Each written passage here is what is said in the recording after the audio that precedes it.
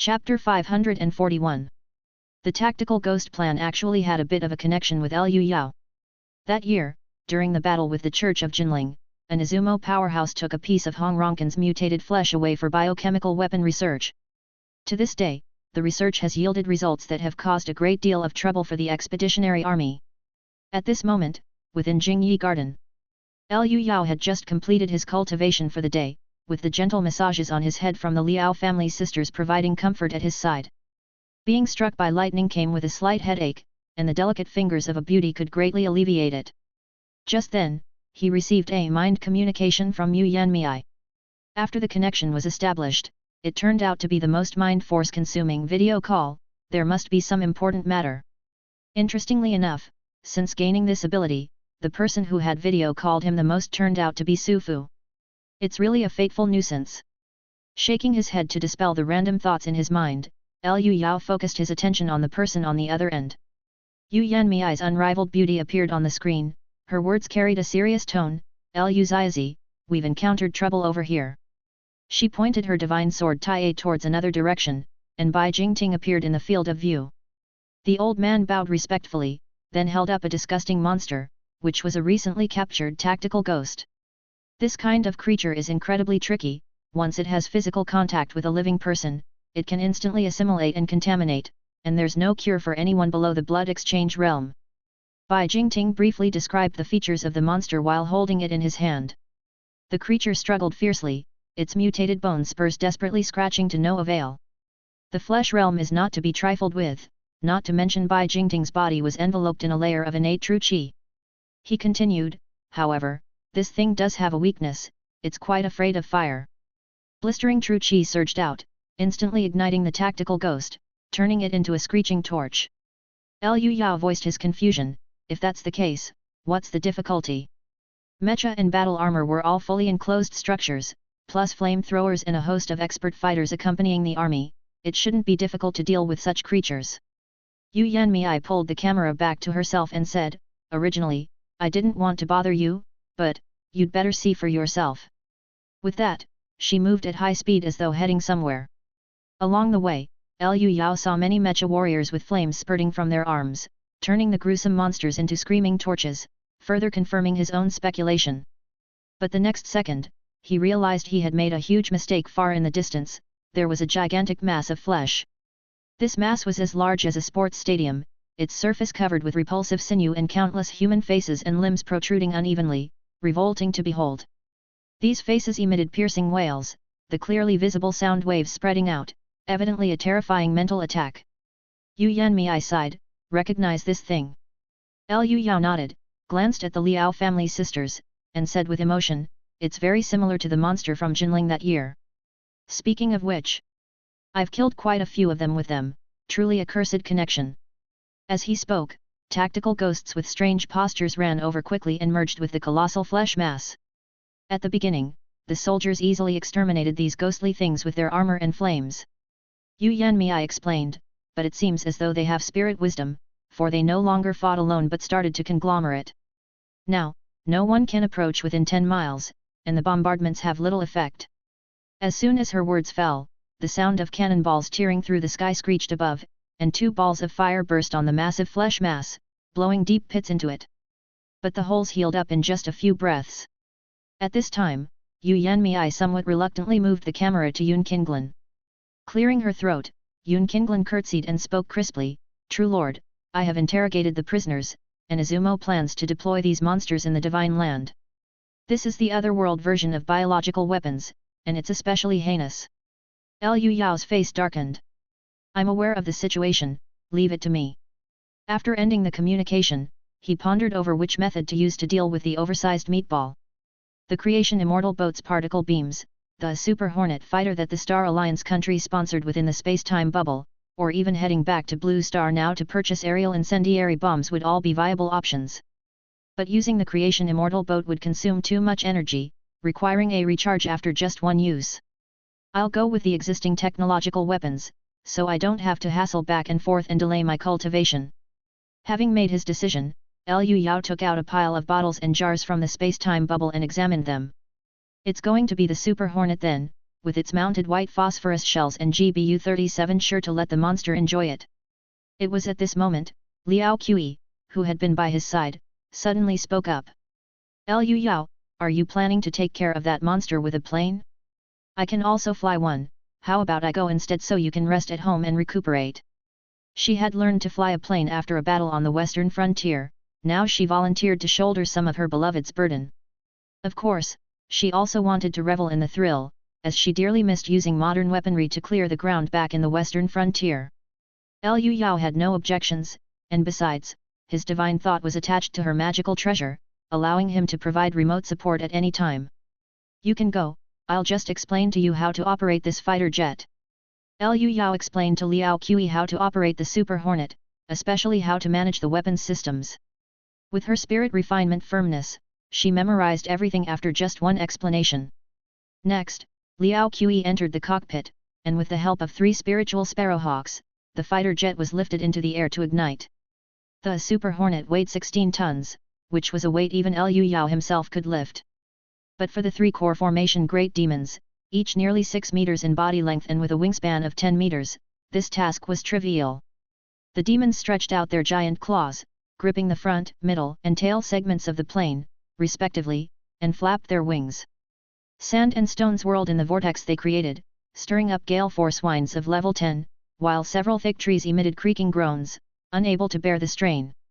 Then, true chi surged from the spiritual sparrowhawk's demon cores, and just like that, gripping the fighter jet, they rose from the ground and soared into the sky. At nearly 10,000 meters high, Liao Qi skillfully flipped on the switches for the engines on both sides. Once the speed reached 60%, she pushed the throttle, and the Super Hornet no longer required external force, taking off on its own towards Seoul. Meanwhile in Seoul, a mecha warrior lifted a tactical ghost with one hand. The monster battled fiercely resisting, its bone spurs and tentacles scraping noisily against the mecha but managing only to leave negligible scratches. With the flamethrower pressed against the monster's face, spewing out rolling flames, the last tactical ghost turned to ash. There were no scattered monsters left in Seoul now. Seemingly aware that they posed no threat to the steel behemoth, the monsters congregated together, howling mournfully as they moved north toward the city. Facing this creature as large as a stadium, the Imperial Fist initially had no easy solution. When something is of such magnitude, ordinary flames prove useless, not to mention the horror of their sonic attacks. They could only bombard it continuously to slow it down. Thankfully, a fighter jet was already on its way. With the tremendously large creature underneath, Liao Qi didn't need to aim much, she selected inertial guidance and launched a particularly inhumane weapon, white phosphorus shells. Chapter 542. The monstrous flesh mass the size of a sports stadium undulated slowly, twisted human faces on its surface crying out in a cacophony that filled the sky. Some still retained the consciousness they had in life, crying out in the eerie accents of Goryeo and Izumo languages. The warriors of the Imperial Fist watched from a distance, their hearts tightening at the sight. How did the Izumo people create this monster? Sect leader Yun of Joyful Sect personally took action and captured the Izumo chief of staff. According to the interrogation, it seems they experimented on living humans for many years to create it. At this moment, countless regular auxiliary army soldiers with ammo boxes on their backs came over to reload the mechas. The ammunition was the armor-piercing incendiary shells that Liu Yao had brought from Blue Star. This type of ammunition was too advanced to replicate, so the Corps had been reluctant to use it, relying instead on standard ammunition replicated by Jiangnan Manufacturing Bureau. But now there was no time to think of conservation. Just as the warriors finished their rearming and were about to open fire, an urgent military order came through: retreat 10 miles back for all units. Although puzzled, they obeyed the military command without question and quickly retreated to the nearby Mount Bihan. It wasn't long before Liao Qi piloted the Super Hornet into the airspace above. Such a massive monster, truly disgusting. The 18-meter-long fighter jet appeared tiny compared to the massive ground flesh mass, like a bee next to a birthday cake. Liao Qi pressed a button, switching the aircraft's mode to air to ground, and then pushed the control stick forward, diving towards the target. Immediately after, a series of 70mm white phosphorus rockets shot out from the rocket pod slung under the wings. The use of white phosphorus shells is banned under the International Arms Convention because upon contact with air, they ignite and burn until extinguished, reaching temperatures over 1000 degrees. Upon contact with the human body, the flesh would be instantly burned through, then the burning would spread to the internal organs and bones, extremely cruel. At that moment, the monster experienced this brutal treatment as white phosphorus adhered to its body and mercilessly scorched it. Amidst the rising sizzling sounds, thick smoke billowed into the air, and every face on the monster let out earth-shattering screams. The parts of it covered with white phosphorus began to detach in a futile attempt at self-preservation. But the Super Hornet was equipped with 8 sets totaling 152 white phosphorus rockets, and only one set of 19 had been used so far. Seeing the good effect, Liao Qi switched to rapid-fire mode and fiercely pressed the launch button, shouting, "Die!" In an instant, the rockets, trailing flames, were unleashed in a deluge. The Imperial Fist warriors standing on the mountain looked up to see countless red dots raining down from the sky like a meteor shower, bombarding the monster below. Luckily, the Star Alliance country had not joined the Arms Convention, allowing them to carry so many white phosphorus rockets. The monster's body was covered in white smoke emitting bright spots, all of which were white phosphorus. It let out sky-shaking screams, thrashing violently as if it were a gigantic caterpillar encountering its natural enemy.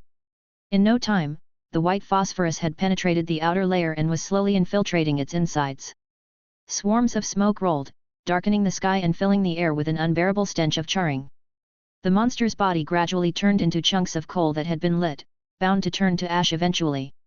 The formidable life force meant this process would endure for quite some time, but it was merely extending its suffering. Nicely done. Liu Yao watched everything through the mental connection and did not skimp on praising the girl. Liao Qi's excited face flushed red. Flying a plane to clean up is so much fun. As she circled in her fighter plane ready to return, Liu Yao suddenly said, "Don't leave yet, there's still something to deal with at Yu Yanmi's location." Meanwhile, at the epidemic water supply troops base. Being the first place where the biohazard broke out, not a single living person remained, and the metal doors of the bunker were wide open. A gust of wind came, lifting a few empty garments in the air, creating an especially eerie and strange atmosphere. Yet there were 2 figures quietly and swiftly approaching. One was the Izumo military commander, Hayashi Senjuro. Plain text. Another turned out to be the captain of the Yamato Colonel Matsushima, with his spirit bird Shota following above him. It was thanks to this bird that they had perfectly evaded the Yi dynasty's forces.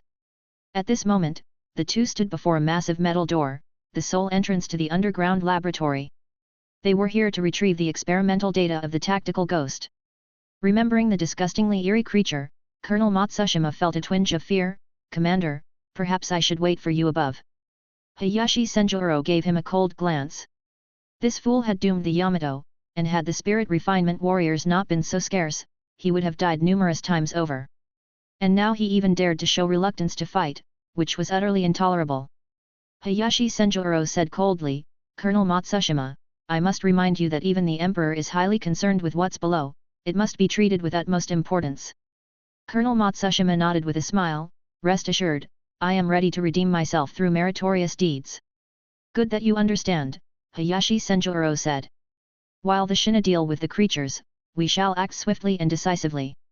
Colonel Matsushima cursed under his breath and followed down into the underground laboratory. After the naval battle ended in failure, he had planned to flee to the headquarters and scrounge some accolades before returning.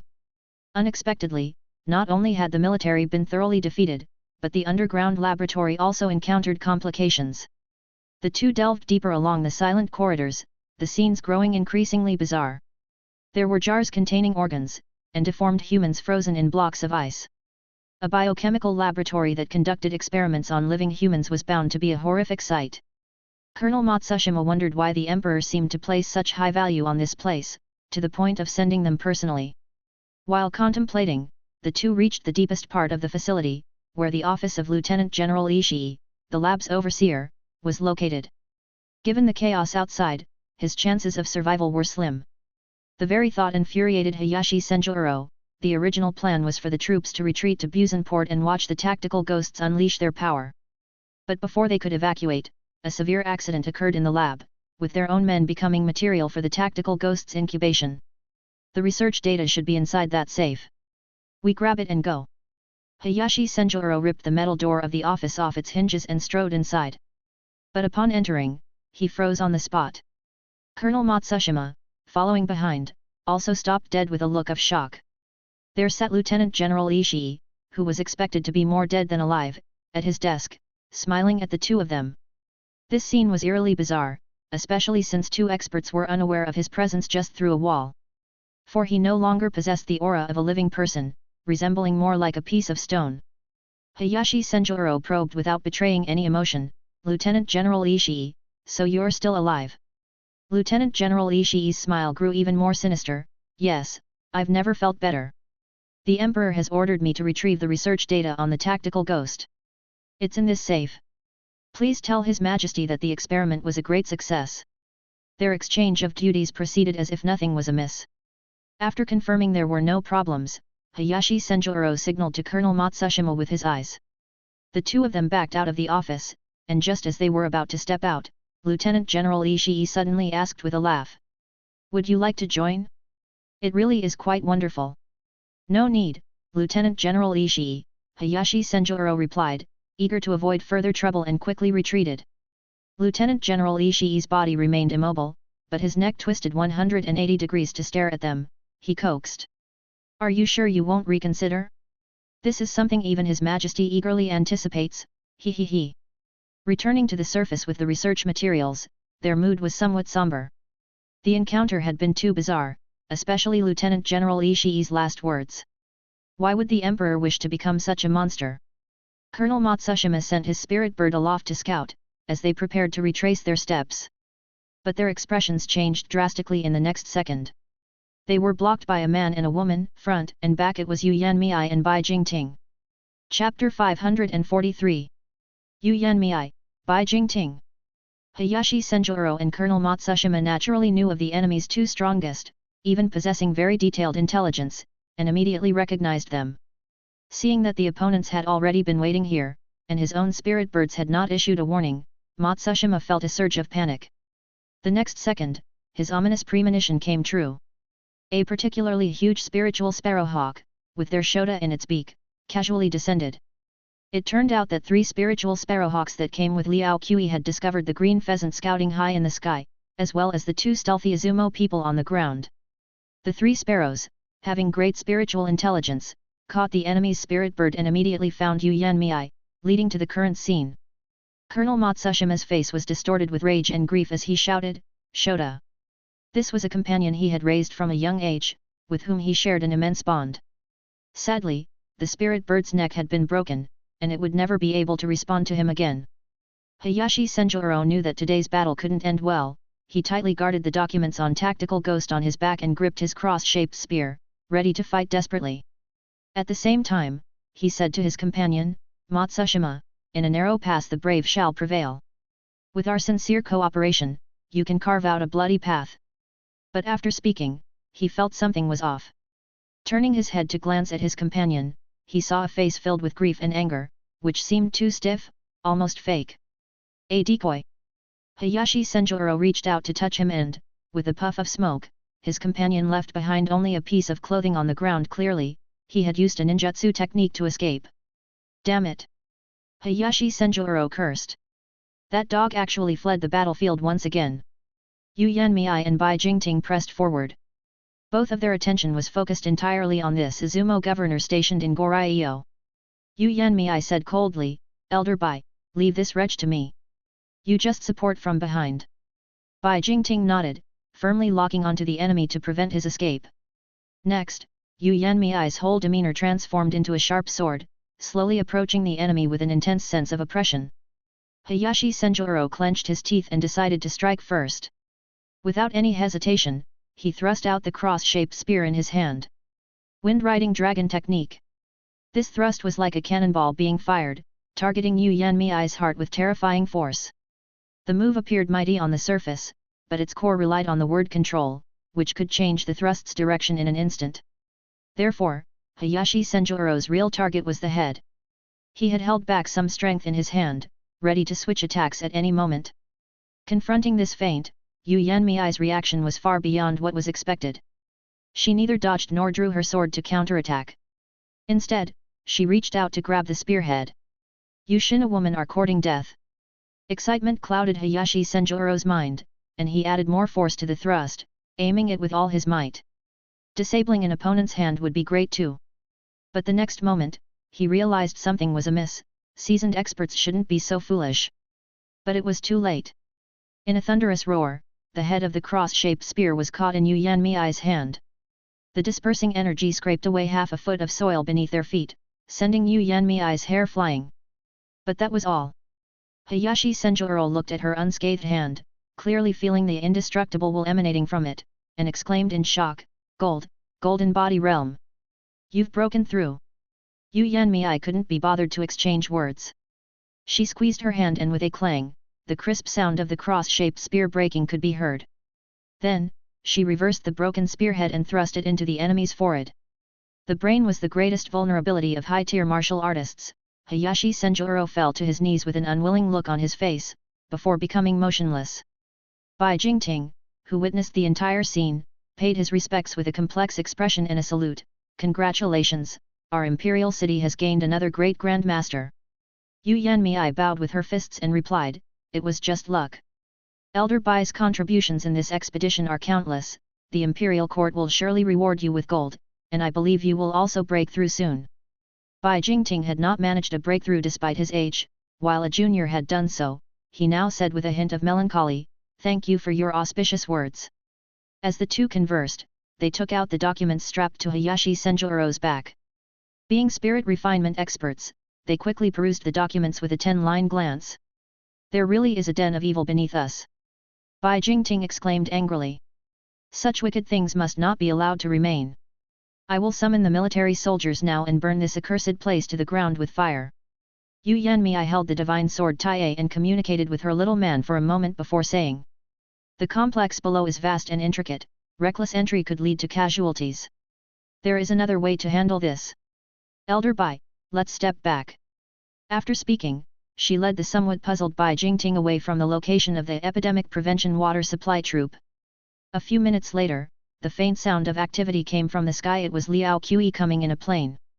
Liao Qi flicked a switch, selecting the GBU-37 bunker buster bomb located beneath the belly of the aircraft, then turned off the safety. Liu Yao, I'm going to drop it now. Drop it, I'm ready. Liao Qi dived the fighter jet downward, roughly aligning the crosshairs of the HUD with the target, and then pressed the red button on the joystick. The next second, the GBU-37 bunker buster bomb whistled down from the sky. And Liu Yao's thoughts were already attached to the bomb, constantly adjusting the point of impact. At that moment, his physical body was in Imperial City, nearly 1,000 kilometers away, yet he could still remotely control it through his thoughts. The ability to do this was precisely because of the benefits from being struck by lightning in the preceding days. His divine soul was becoming more solid and stronger every day, soon to undergo a drastic transformation. Remotely controlling this bomb was an insignificant matter for him now. At that moment, the bomb accurately plunged through the metal doors of the bunker, exploiting its special penetration-type warhead, and went straight into the deepest part of the laboratory before exploding. Blinding flashes of light accompanied by violent shockwaves swept through every inch of the underground space. The GBU-37 bunker buster bomb weighed 2.3 tons and, as its name implies, was specifically designed to attack underground bunkers. Its power was already enormous, but in the confined underground space, it increased exponentially. Even the steel reinforcing bars that supported the load were twisted into spirals and then turned into a gel-like state by the heat wave from the explosion. As for buildings made of stone and earth structure, there was no need to say more, they were instantly reduced to dust. From a short distance away, Yu Yanmi and Bai Jingting witnessed with their own eyes the huge blast doors being forced sky-high by the fierce shockwaves and heat blast, with the bright lights spraying for a long while before ending. From underground, there were faintly discernible agonized wails, but they quickly came to an abrupt halt. Afterward, as the underground laboratory was completely destroyed, a large-scale collapsing of the ground occurred in the area. Is this the spell of a true monarch? Having witnessed Liu Yao's great battle with Su Fu and now seeing this scene, Bai Jingting was not too surprised. Yu Yanmi nodded slightly, roughly so. In the distance, the creature as large as a stadium had completely turned into a glowing red coal, which was very conspicuous with its reddish glow. Bai Jingting slowly said, with this, the Battle of Goryeo holds no more suspense. Only a few lucky Izumo people managed to evacuate to Busan in advance, the rest were wiped out. Imperial Fist would soon sweep through the realm in a short time and return in triumph. And after several days of attracting lightning, Liu Yao too had reached his limit. He knew it was time to return to Blue Star to face the real thunder. Chapter 544. Liao Qi piloted the warplane and took care of the tactical ghost, ensuring that the battle in Goryeo had no more suspense, leaving only the wrapping up of affairs. All was going well, and Liu Yao's cultivation was also progressing smoothly. His divine soul had reached its current limit. At this moment, he fired a lightning summoning rocket, drawing a bolt of lightning down from the dark clouds. With a crackle, his divine soul was struck with sparks of electricity, but Liu Yao showed no reaction. It felt like being shocked by the igniter of a lighter, insignificant. The lightning in the other world was especially weak, yet it conveniently facilitated a gradual adaptation from easy to difficult. After being tempered by the other world's lightning over many consecutive days, it had become difficult for it to have any effect. Which means, it's time to return to Blue Star and prepare to cross the heavenly tribulation. According to the plan, by summoning Blue Star's more potent lightning with the lightning summoning rocket for a thorough tempering, his divine soul would become unbelievably consolidated. By then, crossing the thunder tribulation would naturally take place. Utilizing the strength of two worlds, everything would become remarkably simple. Having reached this step, Liu Yao was still a little excited. In the legends of both worlds, crossing this step meant becoming a true immortal. Before leaving, Liu Yao returned to Jingyi Garden to bid farewell to the girls. Crossing the thunder tribulation brought immense benefits but also contained great dangers. No matter how well prepared, there was always a chance of failure. If he failed, the likelihood was either becoming a vegetable or dying on the spot. In the later stages of martial path and spirit refining cultivation, failure in advancing realms almost always meant such an outcome. Unfortunately, in Jingyi Garden, of his several sisters, only the Liao family sisters were present. Yu Yanmei was still assisting the army with the final wrap-up tasks, and Li Pei had been so busy that she hadn't come home for several days. Leading a country, especially an empire as vast as this, was definitely not a trivial matter. Not to mention the countless tasks Liu Yao had assigned to her, each of them far from simple. Liu Yao said to the sisters with a smile, "I am going to cross the thunder tribulation." Upon hearing this, the two women were slightly stunned. Their man seemed a bit too eager. Liao Qi, clinging to her beloved's arm with a smile as radiant as blossoms, said, "Are you in such a rush? I wanted to take care of you for a few more days. I found a fun position in the joyful sex scriptures." Liu Yao kissed her and said, "Wait for me to return. Then you have to come back quickly, I still want a little baby." Liao Qi twisted into a big, bright smile. "Don't worry, I will be back very soon." Liu Yao then turned and gave Liao Ya a hug before walking away decisively. Liao Qi waved her arms frantically, shouting, "Go for it." She didn't stop until Liu Yao's figure was out of sight. Liao Ya came over and gently embraced her sister, only to see Liao Qi's previously broad smile now marred by tears. "Sister, I'm scared he'll go and never come back." "No need to worry, has our junior brother ever let us down?" Liao Ya softly comforted her sister with a few words. At that moment, a whistle imbued with mind force sounded, Liu Yao calling the spiritual sparrowhawks. Liao Ya calmly said, "I'll go give our junior brother one more piece of advice." Having said that, she dashed out at lightning speed. Liu Yao called down the 3 spiritual sparrowhawks, intending to bring them along to Blue Star. They were to help with guarding during cultivation, and moreover, living amidst Blue Star's multifaceted world would enhance their spirit wisdom, killing several birds with one stone. Just as he was about to leave, he saw his senior sister running over. Liao Ya stuffed something into Liu Yao's hand, her voice tinged with embarrassment, "Junior brother, when you return successfully, I'll put this on to serve you." With those words, she ran off. Liu Yao raised his hand and to his surprise, held a glazed breast paste. This object barely covered the essentials, with only 2 tassels hanging down, a common provocative attire of the bodhisattvas from the joyful sect. Liao Ya had earlier mysteriously stolen the item from Liao Qi, and now she was using it as motivation. It had to be said that she knew her junior brother very well. The moment Liu Yao imagined his senior sister wearing this, his blood surged with excitement, filling him with endless energy. "Merely a heavenly tribulation, watch as I break through it." But what he did not know was that, at this time, on Blue Star, some complications had arisen. Having obtained Liu Yao's hair, Xia country treasured it like a rare gem and immediately assembled their most formidable team to start research. The scientific research team quickly discovered this strand of hair possessed extremely robust biological characteristics. Incredibly tough, its tensile strength was 7 times that of steel of the same volume.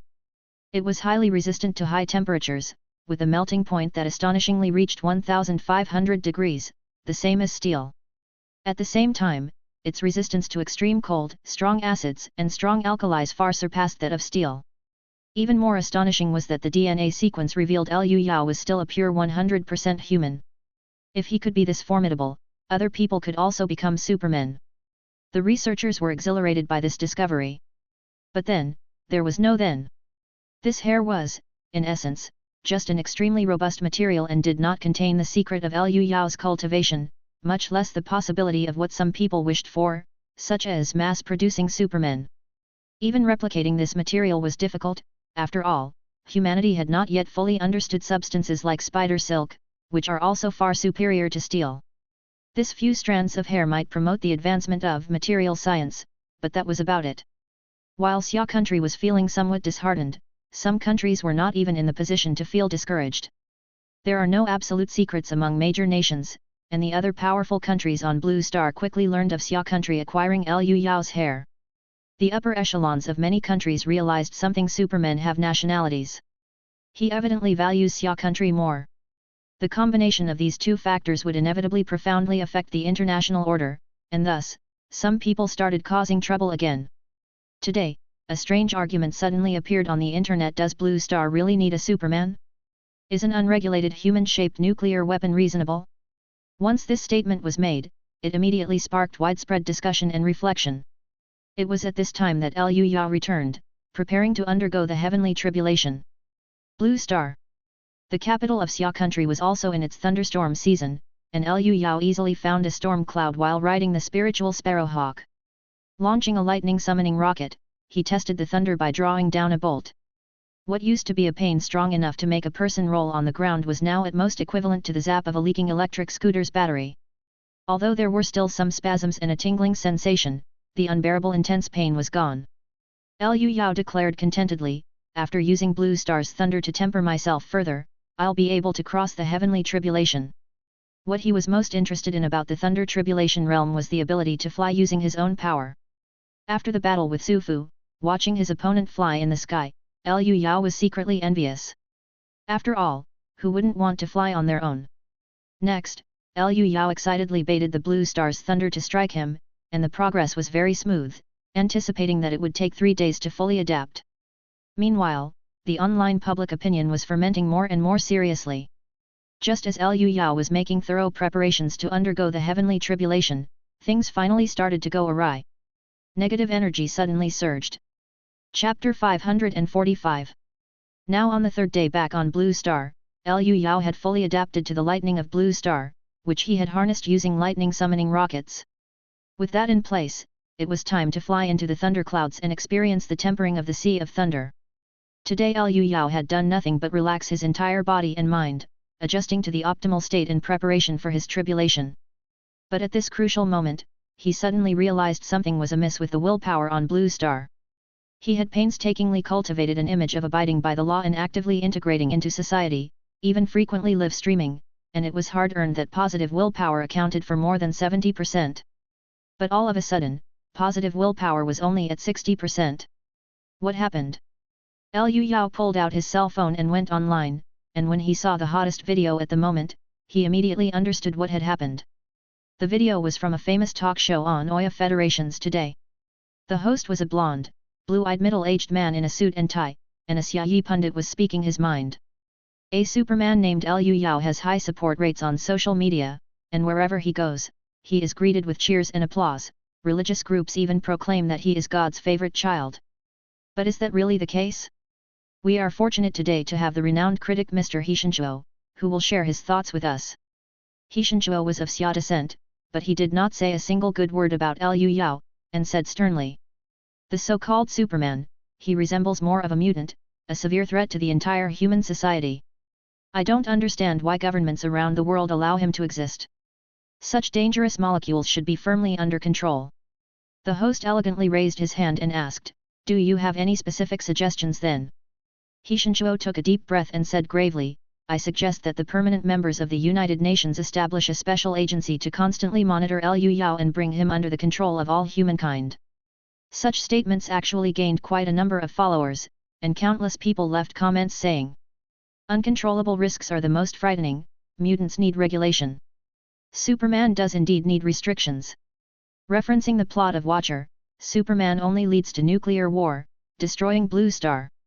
After all, Liu Yao is from the yellow race, which in the eyes of some, is the original sin. Moreover, the issue fermented at an alarming rate, it must have had many dark forces pushing it from behind. Liu Yao originally didn't want to pay attention to it, but the talk show's bold statements had garnered huge viewership and astronomical numbers of online views, leading quickly to a second episode being released. Apart from the old talk of establishing an organization for oversight, they also posted Liu Yao's past online comments and analyzed them one by one. Liu Yao used to enjoy expressing sarcastic amazement at foreign oddities, like the legalization of opium, normalization of crimes. He Shinchuo's face turned red with excitement as he spoke. "Look, this so-called Superman is nothing but a narrow-minded racial supremacist. He has strength but lacks education. This is how the kids of Xia country are, their parents haven't provided them with proper upbringing." Seeing this, Liu Yao was completely out of the good mood. This guy had already affected his own willpower, and even more so, ruined the good mindset he had for his tribulation. And such bold statements by these people were actually related to Liu Yao himself. There's a saying, a good man has to have a gun pointed at him. Liu Yao had been too gentle all along. Not to mention being extremely kind to civilians, all he did was clear the canals or entertain people with joyful live streams, sporting a demeanor of actively engaging in society. In the past, there were people who disliked him and left sarcastic comments online, but Liu Yao never paid them any mind. Many people misread the situation, thinking he was the kind Superman who walked out of the movies, a naively generous good guy. With that, the awe was missing from the strategy of kindness and awe. Many people discovered that even a dark Superman could become a massive source of traffic, and they were already eager to join the feast. All of it would become Liu Yao's hindrance. At the moment, he still had the video playing on his phone, where an elegant host with a silver tongue said, "So, is it Superman's family that caused his violent tendencies towards the free world?" He Shinchuo swept his hand dismissively, "That's right, his parents didn't instill the right view of life in him." This group of people began slandering Liu Yao's parents again, completely infuriating him this time. "Although I care about the stability of Blue Star, I never said I would tolerate you flies." Liu Yao turned off the video and found the live preview of the program. The third episode of this program is in 8 hours from now. If I head there right now, I can make it in time. He summoned spiritual Sparrowhawk, leaped, and landed on Ping An's back.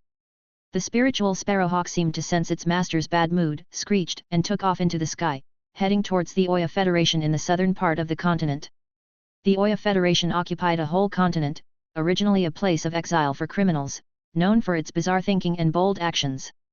Because it was far out at sea, desperately longing for recognition from the sect master, it was extremely unfriendly towards Xia country. While other countries were just engaging in verbal spats, it dared to take actual actions, even if it didn't end up well for itself. Moreover, this damned place was always a prime source of negative willpower, and Liu Yao held a very poor impression of it, with no intention to manage it properly. At the moment, inside the studio of Today, the hottest talk show in the Oya Federation's capital, the staff had already taken their places and were prepared, and the host Lao Er, along with the heavyweight guest He Shinchuo, were ready as well. As the director clapped the clapperboard, the live broadcast began. The gracious host Lao Er opened the show, saying, "Hello, audience friends. Today we're going to talk about the government's countermeasures against Superman." He Shinchuo chimed in, "Many people underestimate the threat posed by Liu Yao and overestimate his abilities. Actually, the current supersonic cruise missiles of various countries absolutely have the capability to eliminate him in an instant." He Shinchuo rambled on and on, obviously well prepared, and on the surface, what he said seemed very logical and well-founded. Typically, this person was just an inconspicuous public intellectual, garnering attention by slandering his own country. But this time, he had shot to fame by blackening Liu Yao. Because he shared the same Xia Yi ancestry as Liu Yao, what he said inadvertently gained added credibility. Many people had already extended olive branches, inviting him on their shows. He Shinchuo greatly valued this opportunity, so he was putting in a lot of effort. However, just 5 minutes into the show, as they were boasting about how the Star Alliance country could easily kill Liu Yao, a sudden bang came from above. In the next second, a big hole broke through the ceiling, and the main topic of the show's discussion appeared before everyone's eyes. Liu Yao looked at the host and the guest with a smile that wasn't quite a smile. It's not very nice to slander someone out of thin air, is it? And upon witnessing this scene, whether it was the host Lao Er, the director, or even He Shenchuo, they all showed ecstatic expressions. What they were doing at this moment, nothing could attract more attention than a response from the main subject himself. Interestingly, because of Liu Yao's known record of not harming civilians, these people still failed to realize the danger. In their eyes, as long as they could gain massive fame, even getting beaten up by Superman and breaking a few bones seemed worth it. Chapter 546. Due to the traffic brought by the huge controversy of the topic, the studio of the program group was both large and luxurious, decorated in a Western classical style, and even showcased several sculptures to demonstrate its grandeur. Apart from the host and the guests, there were many audience members present. The moment they saw Liu Yao arrive, exclamations erupted one after another. Lao Er suppressed his excitement and joy, standing up with grace and poise, and said, "Mr. Liu Yao's presence is a great honor for us. I am Lao Er, the host of this talk show. Please come up to the stage." Liu Yao walked up at a leisurely pace and asked, "Is it you who have been publicly defaming me?" Lao Er, well versed in the art of speech, immediately responded righteously. "This is just a reasonable speculation based on the existing facts. Of course, we hope to communicate with you in a respectful and constructive manner." Guest He Shenchuo, seeing Liu Yao actually appear in person, was unexpectedly worked up and ranted. "Liu Yao! You are nothing but a freak who acts recklessly with your power. You haven't even apologized to the Star Alliance country until now. And today, you barged into the studio in a barbaric and brutish manner. Such domineering irrationality is definitely that of a dangerous element. Hereby, I, He Shenchuo, call upon all countries to establish a special regulatory agency to target you." As soon as these words were spoken, the audience immediately burst into an uproar. Most of those invited were people who disliked Liu Yao, and they cheered and applauded on the spot. Even the host, Lao Er, didn't expect He Shenchuo to be so effective, actually pointing his finger and cursing at Superman on the spot. At that moment, the excited voice of the director came through the earpieces of Lao Er and He Shenchuo. "Our concurrent online viewership has broken through 1 billion. Comments are flooding in, exceeding 100 million in an instant. And they are still increasing." Upon hearing this, the two of them nearly fainted with joy. Such astronomical ratings were simply the peak of their careers. Online, Liu Yao's supporters and detractors had long been in a heated quarrel. And among the livestream viewers were not only ordinary people but also big shots from Blue Star. The cause for establishing a regulatory agency had their backing, where they attempted to shackle Liu Yao. Just as the atmosphere reached its peak, Liu Yao suddenly poured cold water on everything. "Are you done with your self-congratulation, or should we settle the score for the defamation of me? The internet is not a lawless place, you have to be responsible for what you say." As soon as he spoke, He Shenchuo was the first to stand up righteously and said, "What are you going to do? You wouldn't dare to kill someone in public, would you?" Lao Er discreetly took a step back, planning to let He Shenchuo bear the brunt of Superman's rage. Liu Yao smiled and said, "How can I kill someone in public? That would be too violent. I just want to teach you a small lesson." At these words, Lao Er's expression relaxed slightly, and he said boldly, "Mr. Liu Yao, please be mindful. The live broadcast at this moment is being watched by tens of billions. Quite a few viewers, indeed." Liu Yao waved amiably at the camera and then began to limber up his wrists, getting ready to throw punches. A chorus of boos filled the room, and even the live stream audience thought that Liu Yao was about to lay hands on the two as a form of punishment. However, what was about to happen next greatly surpassed all expectations, truly breaching the moral boundaries of humanity. He Shenchuo, oblivious, even took a step forward and said with righteous indignation, "Do whatever you want to me." Lao Er, weighing the pros and cons, felt that the viewership was worth the risk and declared righteously, "Come on if you want to strike. I, Lao Er, will never submit to your violent acts."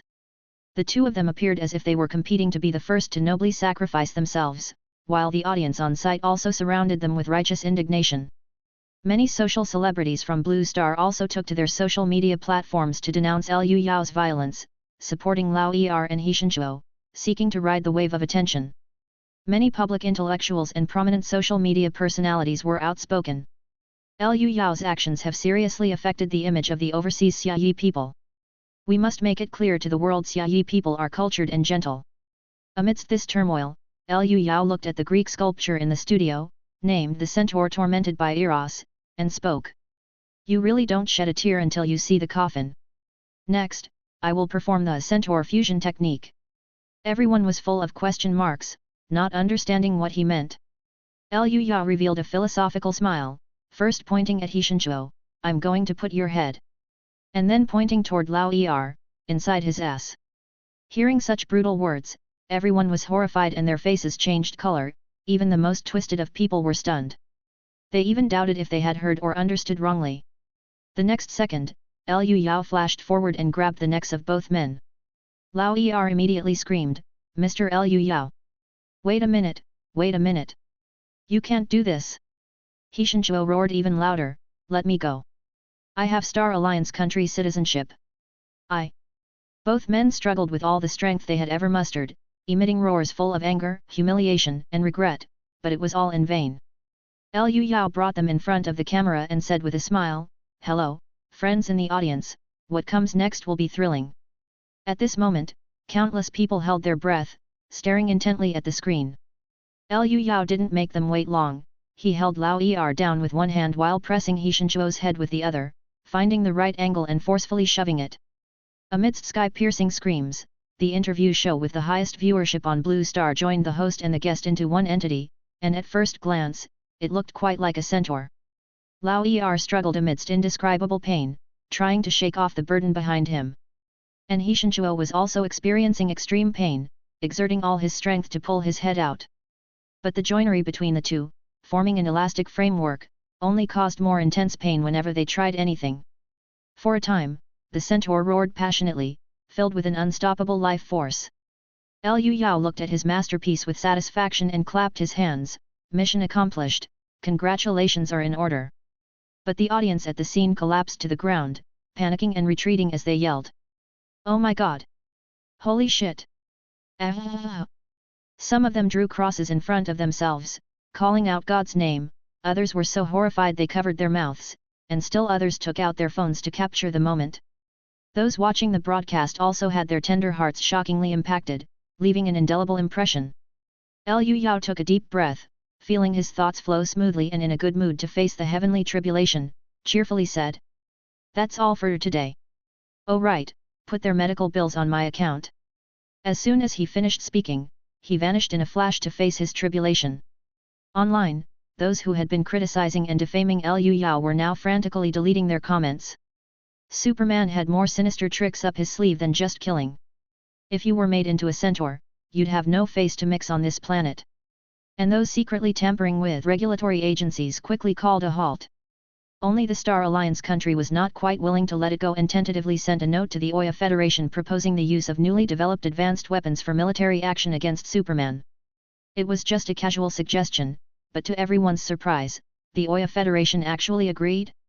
Chapter 547. Liu Yao had made thorough preparations and seized the moment of clarity to directly prepare for his tribulation. Riding the spiritual sparrowhawk, he found a stretch of thunderclouds over the sea spanning dozens of kilometers, looking immensely gloomy and heavy, with occasional flashes of lightning. The distant rumbling of thunder reached him, and Liu Yao said to the three spiritual sparrowhawks. You don't need to stay too close, just keep an eye on my physical body.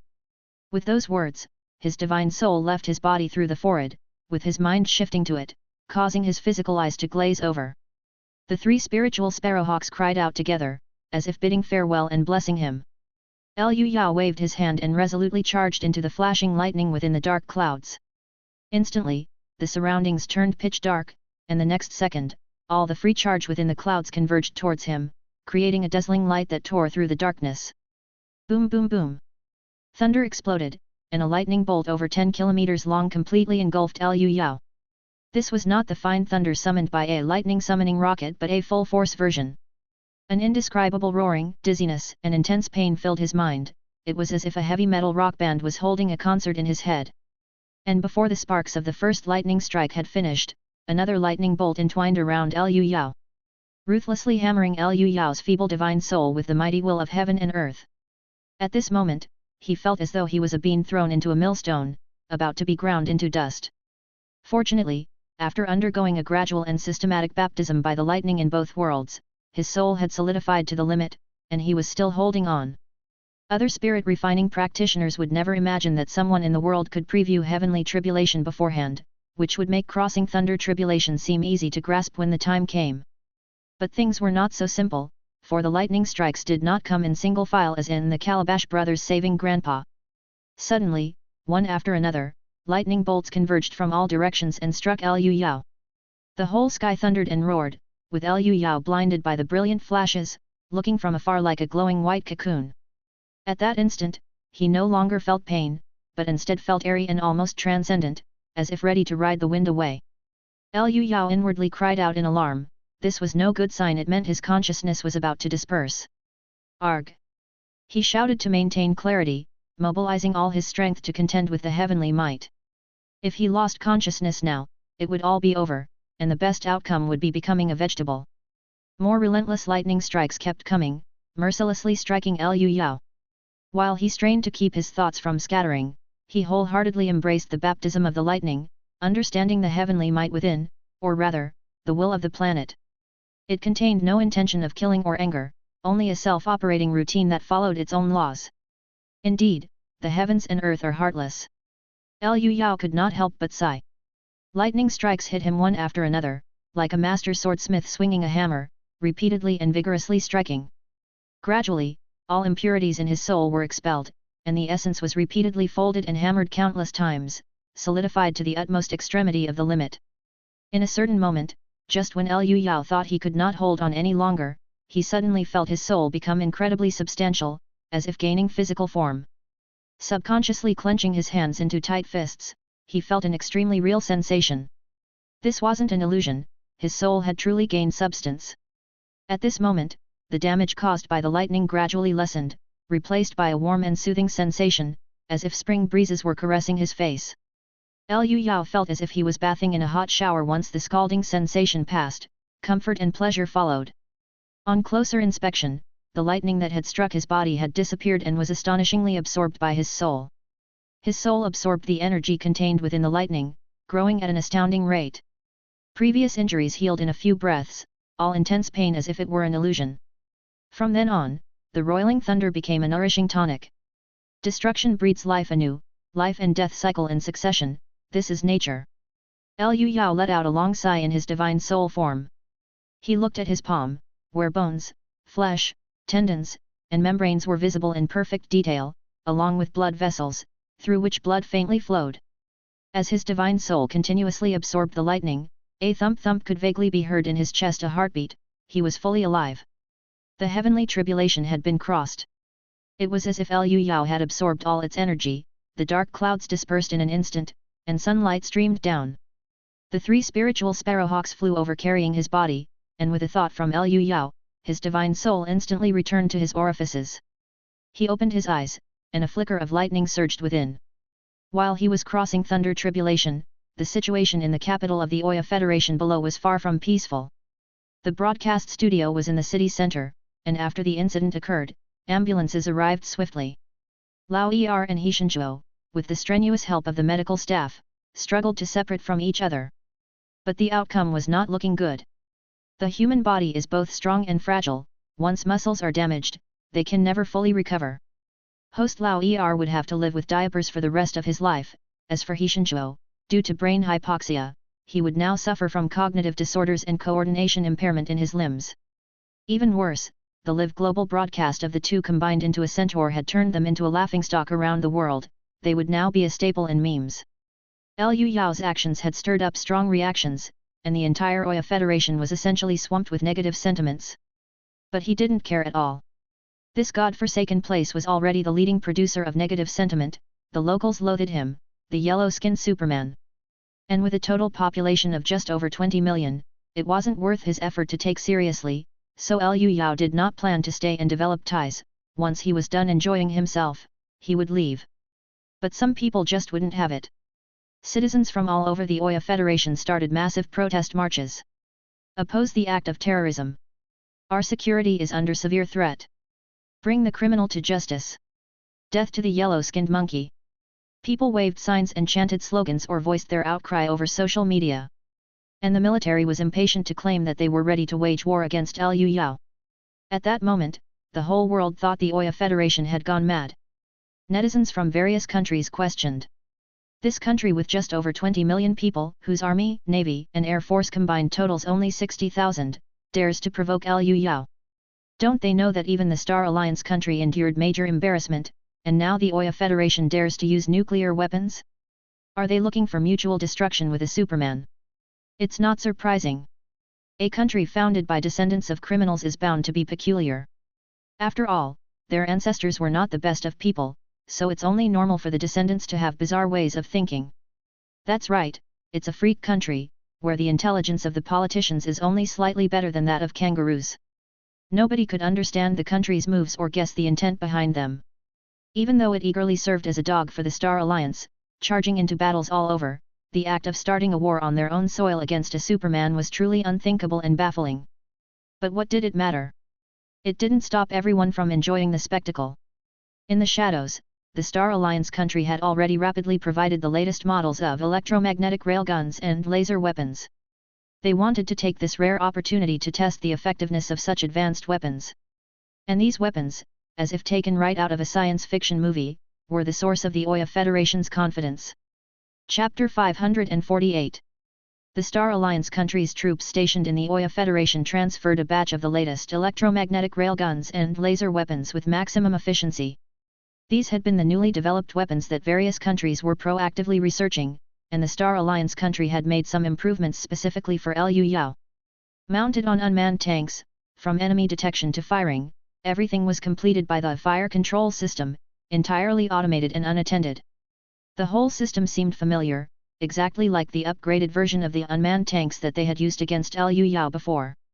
To bolster the confidence of their allies, the Star Alliance country also conducted tests proactively. A 18-kilogram solid cannonball with stabilizing fins roared out, piercing through 5 layers of tank armor 10 kilometers away at 5 times the speed of sound. In the end, kinetic energy converted into potential energy, and the solid cannonball erupted in a violent explosion. Witnessing this scene, Major General Harris of the Oya Federation National Defense Army's Special Operations Command was extremely satisfied. With this, we'll surely put that freak in his place.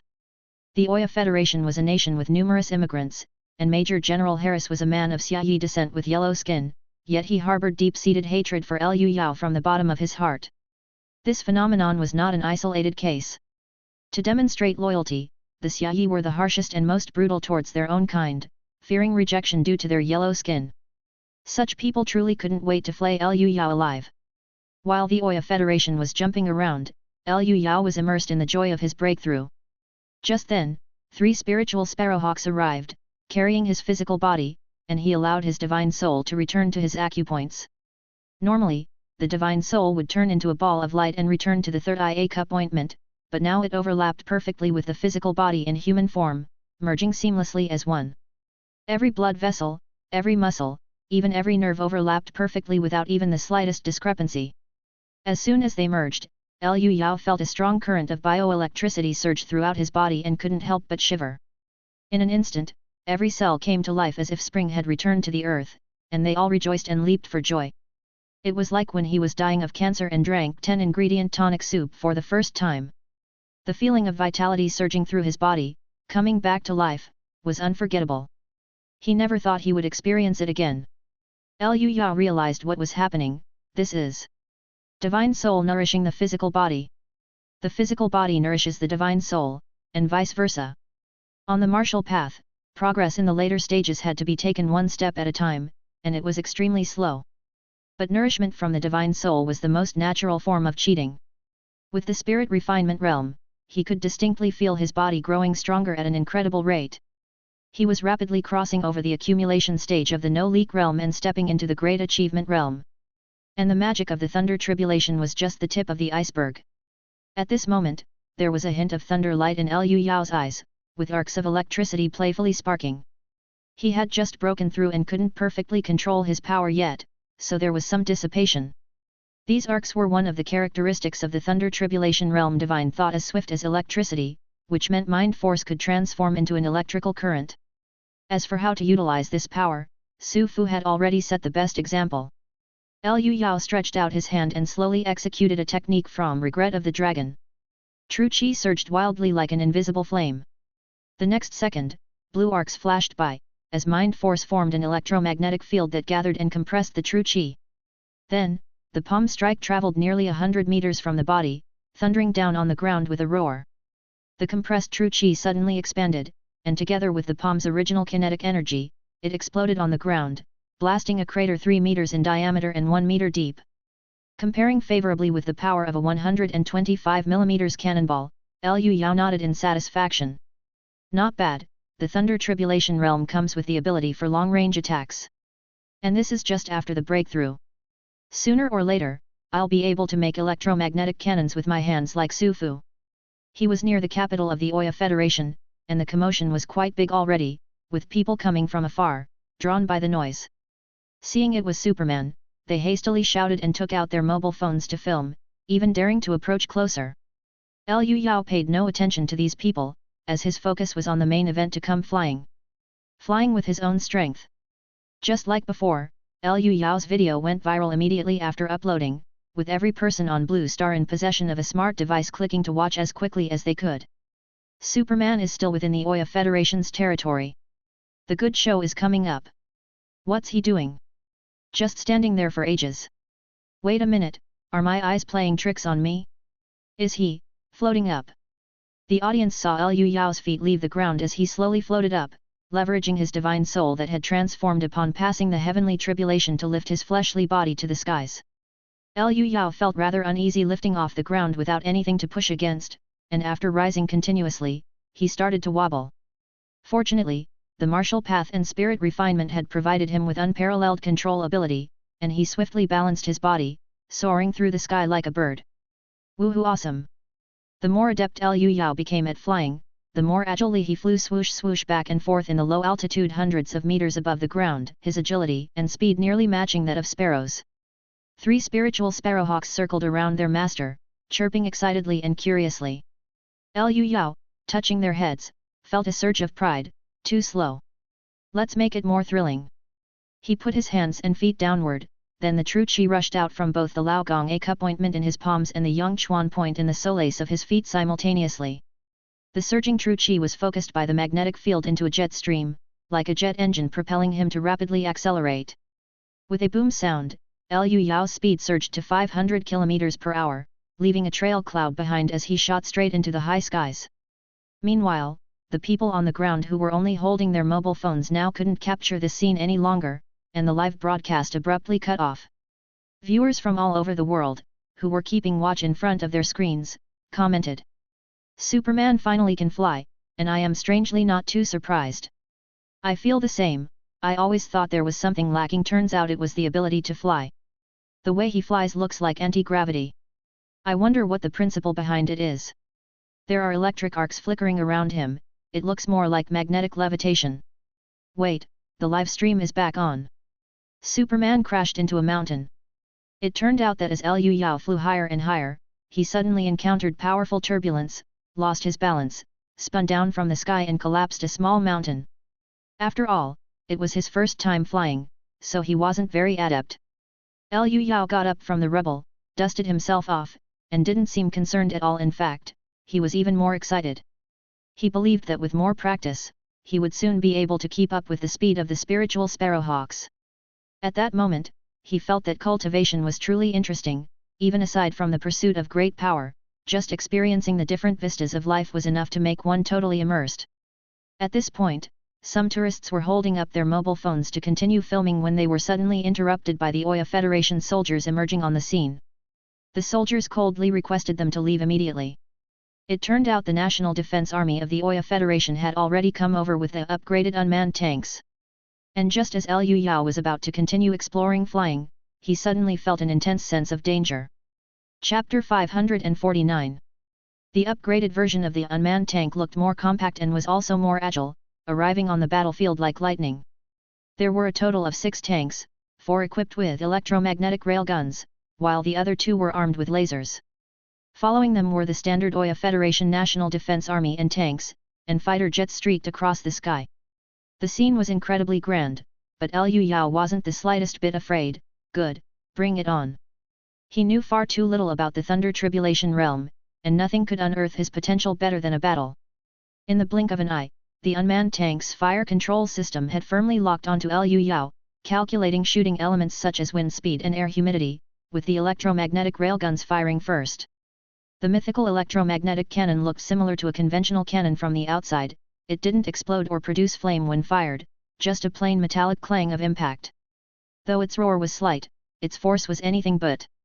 A tungsten alloy warhead weighing 18 kilograms whooshed towards its target at 5 times the speed of sound. In front of this weapon, hard steel and tofu were practically the same, invulnerable to anyone below the golden body realm. Plus, with its frightening velocity, it was theoretically perfect for taking on Liu Yao. It's just that he had already passed through the heavenly tribulation, and his power had undergone a fundamental change. When there was no time to lose, Liu Yao merely tilted his body slightly and let the incoming dart-like warhead whiz past him. Simultaneously, traces of blue electricity flickered over his body, a sign of the divine thought as fast as lightning that occurs in the Thunder Tribulation realm when thoughts are fully engaged. Dodging one cannonball was easy, but the other 3 unmanned tanks fired together, bringing 3 projectiles in a triangular formation to his face in an instant. Liu Yao had entered the full spirit refining state, and everything around him slowed in an instant, down to 0.3 times its original speed. But it wasn't over yet. Time continued to slow until everything was at 0.1 times its speed. This bullet time ability had finally improved after the Thunder Tribulation, enabling the surroundings to move in slow motion at 1/10 the normal speed. Liu Yao could clearly see the trajectories of the incoming cannonballs, the slowly rotating bodies of the shells, and the air shattered in their wake, all crystal clear. With a faint blue electric arc flickering over him, he dodged the 3 falling leaves, the projectiles carrying tremendous kinetic energy with all the dexterity and elegance of a dance. His movements, 3 parts agile and 7 parts graceful, made Liu Yao even have the leisure to comment, "It's far inferior to Su Fu's primordial magnetic divine thunder." He realized that not only his thought or intent was quick. The brain drives the body through neural fibers, and even the quickest reflex needs time to travel, always with some delay. But after the Thunder Tribulation, his body was driven directly by his divine soul, achieving instant action upon intent without any delay.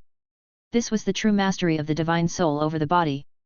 At this very moment, these scenes were captured by drones from all directions, converted into high-definition signals, and broadcast live around the world.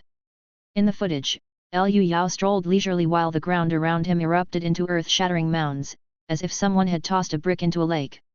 When the dust settled, several pits with a diameter of 10 meters had formed around him. Witnessing these explosions without fire or smoke, and the unmanned tanks caught on the drone's cameras, many people suddenly understood. What kind of ammunition is that?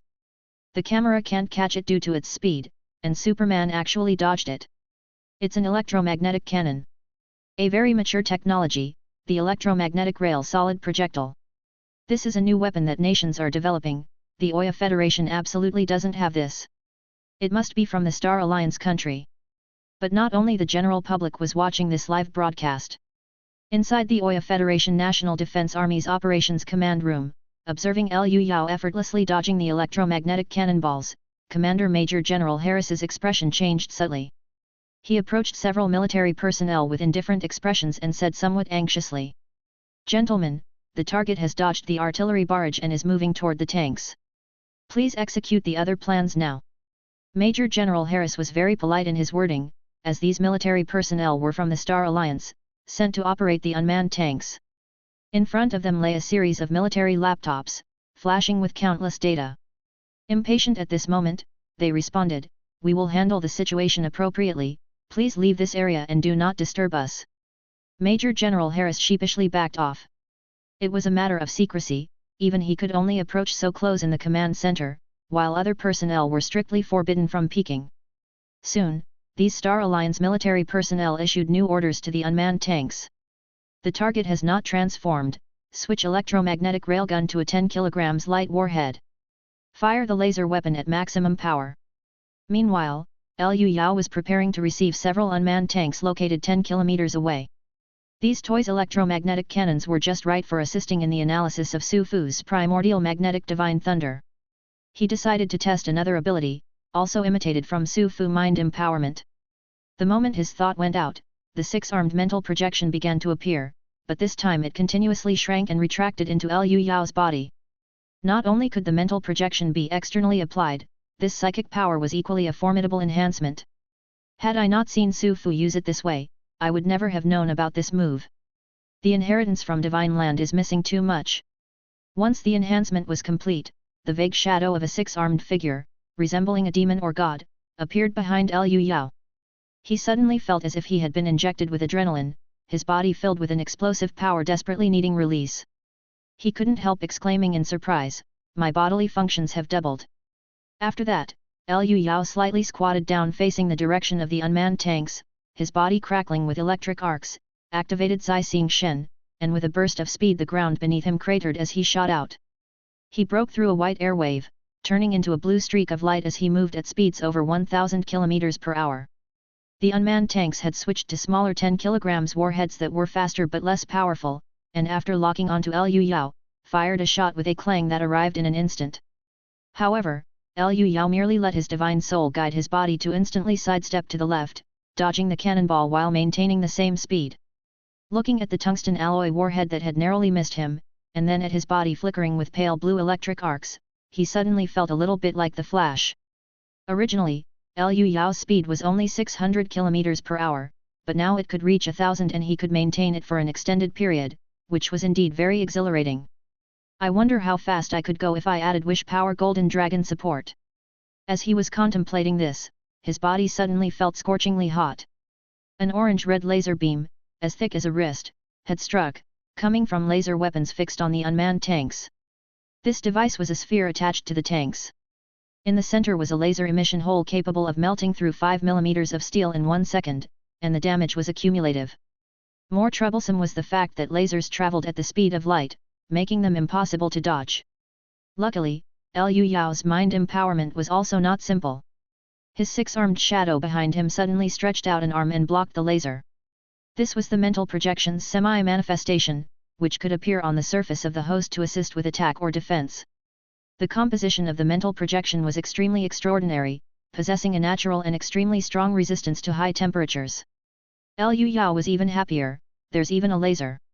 This way, I can also decode Su Fu's last move, the Great Five Elements Extinction Divine Light. Afterwards, with pale blue electric arcs flickering on his body, Liu Yao approached the unmanned tanks at speeds over 1,000 km per hour, closing the distance after 20 seconds. These things retreated while attacking, but it was merely a last-ditch struggle. Liu Yao's speed and agility far surpassed theirs, especially once he closed the distance. The gap between them was like that of a cat and a sloth. The turrets of the unmanned tanks couldn't keep up with Liu Yao's speed and were easily overtaken, then collected one by one into the space-time bubble. It was a pity that out of 6, only 4 were taken, as the final 2 exploded in a great burst. At that moment, inside the command room, a few military personnel from Star Alliance country remotely detonated the tanks, then quickly removed the data disks from the military laptops, slapped their buttocks clean, and left without a word. Although the operation had failed, there was not a hint of disappointment on their faces. They had never really harbored any illusions that the Oya Federation could do anything to Superman. Obtaining the latest data was already a great harvest. Even more key was the proving that electromagnetic cannons were effective against Superman, leading to the development of even more advanced weapons and science-based tactics to defeat the enemy. Major General Harris watched the display screen with the image of Liu Yao, teeth clenched in hatred. Convert's frenzy exacerbated his intense loathing for Liu Yao. But being a person of Asian descent who had risen to the rank of Major General, he certainly had the basic intelligence required. He was about to request instructions from the Prime Minister of the Oya Federation on what to do next, whether to continue the attack or not. But before he could make the call, their own F-35 fighter jets fired at Liu Yao without authorization. What's going on? Who gave that order? Harris suddenly had an ominous premonition. Chapter 550. Liu Yao happily accepted several unmanned tanks when suddenly an F-35 flew overhead. Without saying a word, it released all of its JDAM guided bombs and JSM cruise missiles onto him. Compared to the attack, it seemed more like a show of force. In a matter of seconds, Liu Yao briefly shifted positions multiple times, leaving the futile explosions behind him. I didn't expect the Oya Federation to be so tough. Just because they made a centaur, they dared to go all out against me as soon as I arrived. Liu Yao brandished his blade of freedom and with a flick of his wrist, he attempted to use electromagnetic acceleration. Ghostly blue electric arcs flickered as the magical treasure instantly broke the sound barrier and fired off, precisely intercepting the F-35 and blowing it to pieces 2 kilometers up in the sky, scattering its parts. Liu Yao nodded in satisfaction. The Thunder Tribulation realm really is marvelous, it has given my combat strength a qualitative boost. Not just in close combat, but even my control over magical treasures has skyrocketed. The destruction of the F-35 seemed to be a signal, and the Oya Federation's National Defense Army's 2nd Division immediately launched an attack on Liu Yao. Dozens of M1A2 tanks and infantry fighting vehicles roared as their main cannons fired fiercely. At the same time, the Royal Air Force deployed 10 F-35s in one go. For a moment, cannon fire whistled and missiles roared, staging a heavy firepower display on Blue Star that had rarely been seen in recent years, with gunpowder and dust filling the sky. And in such a scene, Liu Yao couldn't have asked for more. The previous moves were just warm-up, this grand stage was the main course, perfectly suited for him to fully understand the Thunder Tribulation realm. With a raise of his hand, the willpower golden dragon instantly appeared, roaring majestically with its head held high, and then winding around its master. With this enhancement, Liu Yao's pupils instantly dilated, hot true qi spurted from his 7 orifices, and dragon-shaped flames rose from his body. I was just thinking, I wanted to try out the effect of the double enhancement of mind projection and the willpower golden dragon. At that moment, cannonballs exploded beside him, and the shockwave carrying shrapnel and soil was about to hit him. In that instant, Liu Yao's body flickered with a ghostly blue electric arc, pulverizing the ground beneath his feet, and with a sonic boom cloud, he burst out. He had already reached the speed of sound, flinging the air-breaking boom behind him. The Oya Federation's National Defense Army's tanks and infantry fighting vehicles had never considered facing targets moving at supersonic speeds since their development. The fire control system had completely lost sight of Liu Yao, and they could only fire blindly in panic. The fighter jets above barely managed to track the target, but the bombs and cruise missiles they dropped were easily dodged by Liu Yao from the core explosion area, creating only spectacular light and shadow effects. In a few breaths' time, Liu Yao had already charged forward, slamming into the side of a wheeled armored vehicle with inertia. Amidst the piercing boom, the armored vehicle was crushed and distorted, tumbling through the air. And with a flash of a ghostly blue electric arc, Liu Yao vanished, only to reappear behind an M1A2 tank. There, the armor was only 25 mm thick, thin enough to be penetrated by a heavy machine gun. Liu Yao unleashed Tathagata Palm, Buddha shakes the mountains and rivers with force greater than a 120 mm caliber cannon, immediately blasting a basin-sized hole in it. The tank's engine was instantly rendered useless, but that wasn't all. The kinetic energy of the powerful Tathagata Divine Palm turned into potential energy, causing a violent explosion. The rear of the tank was in a mess, billowing with black smoke. The crew inside tried to open the hatch to escape, but in the next second, they were engulfed in a horrific sympathetic explosion. By that time, less than 10 seconds had passed since Liu Yao engaged them, and already 2 vehicles were destroyed.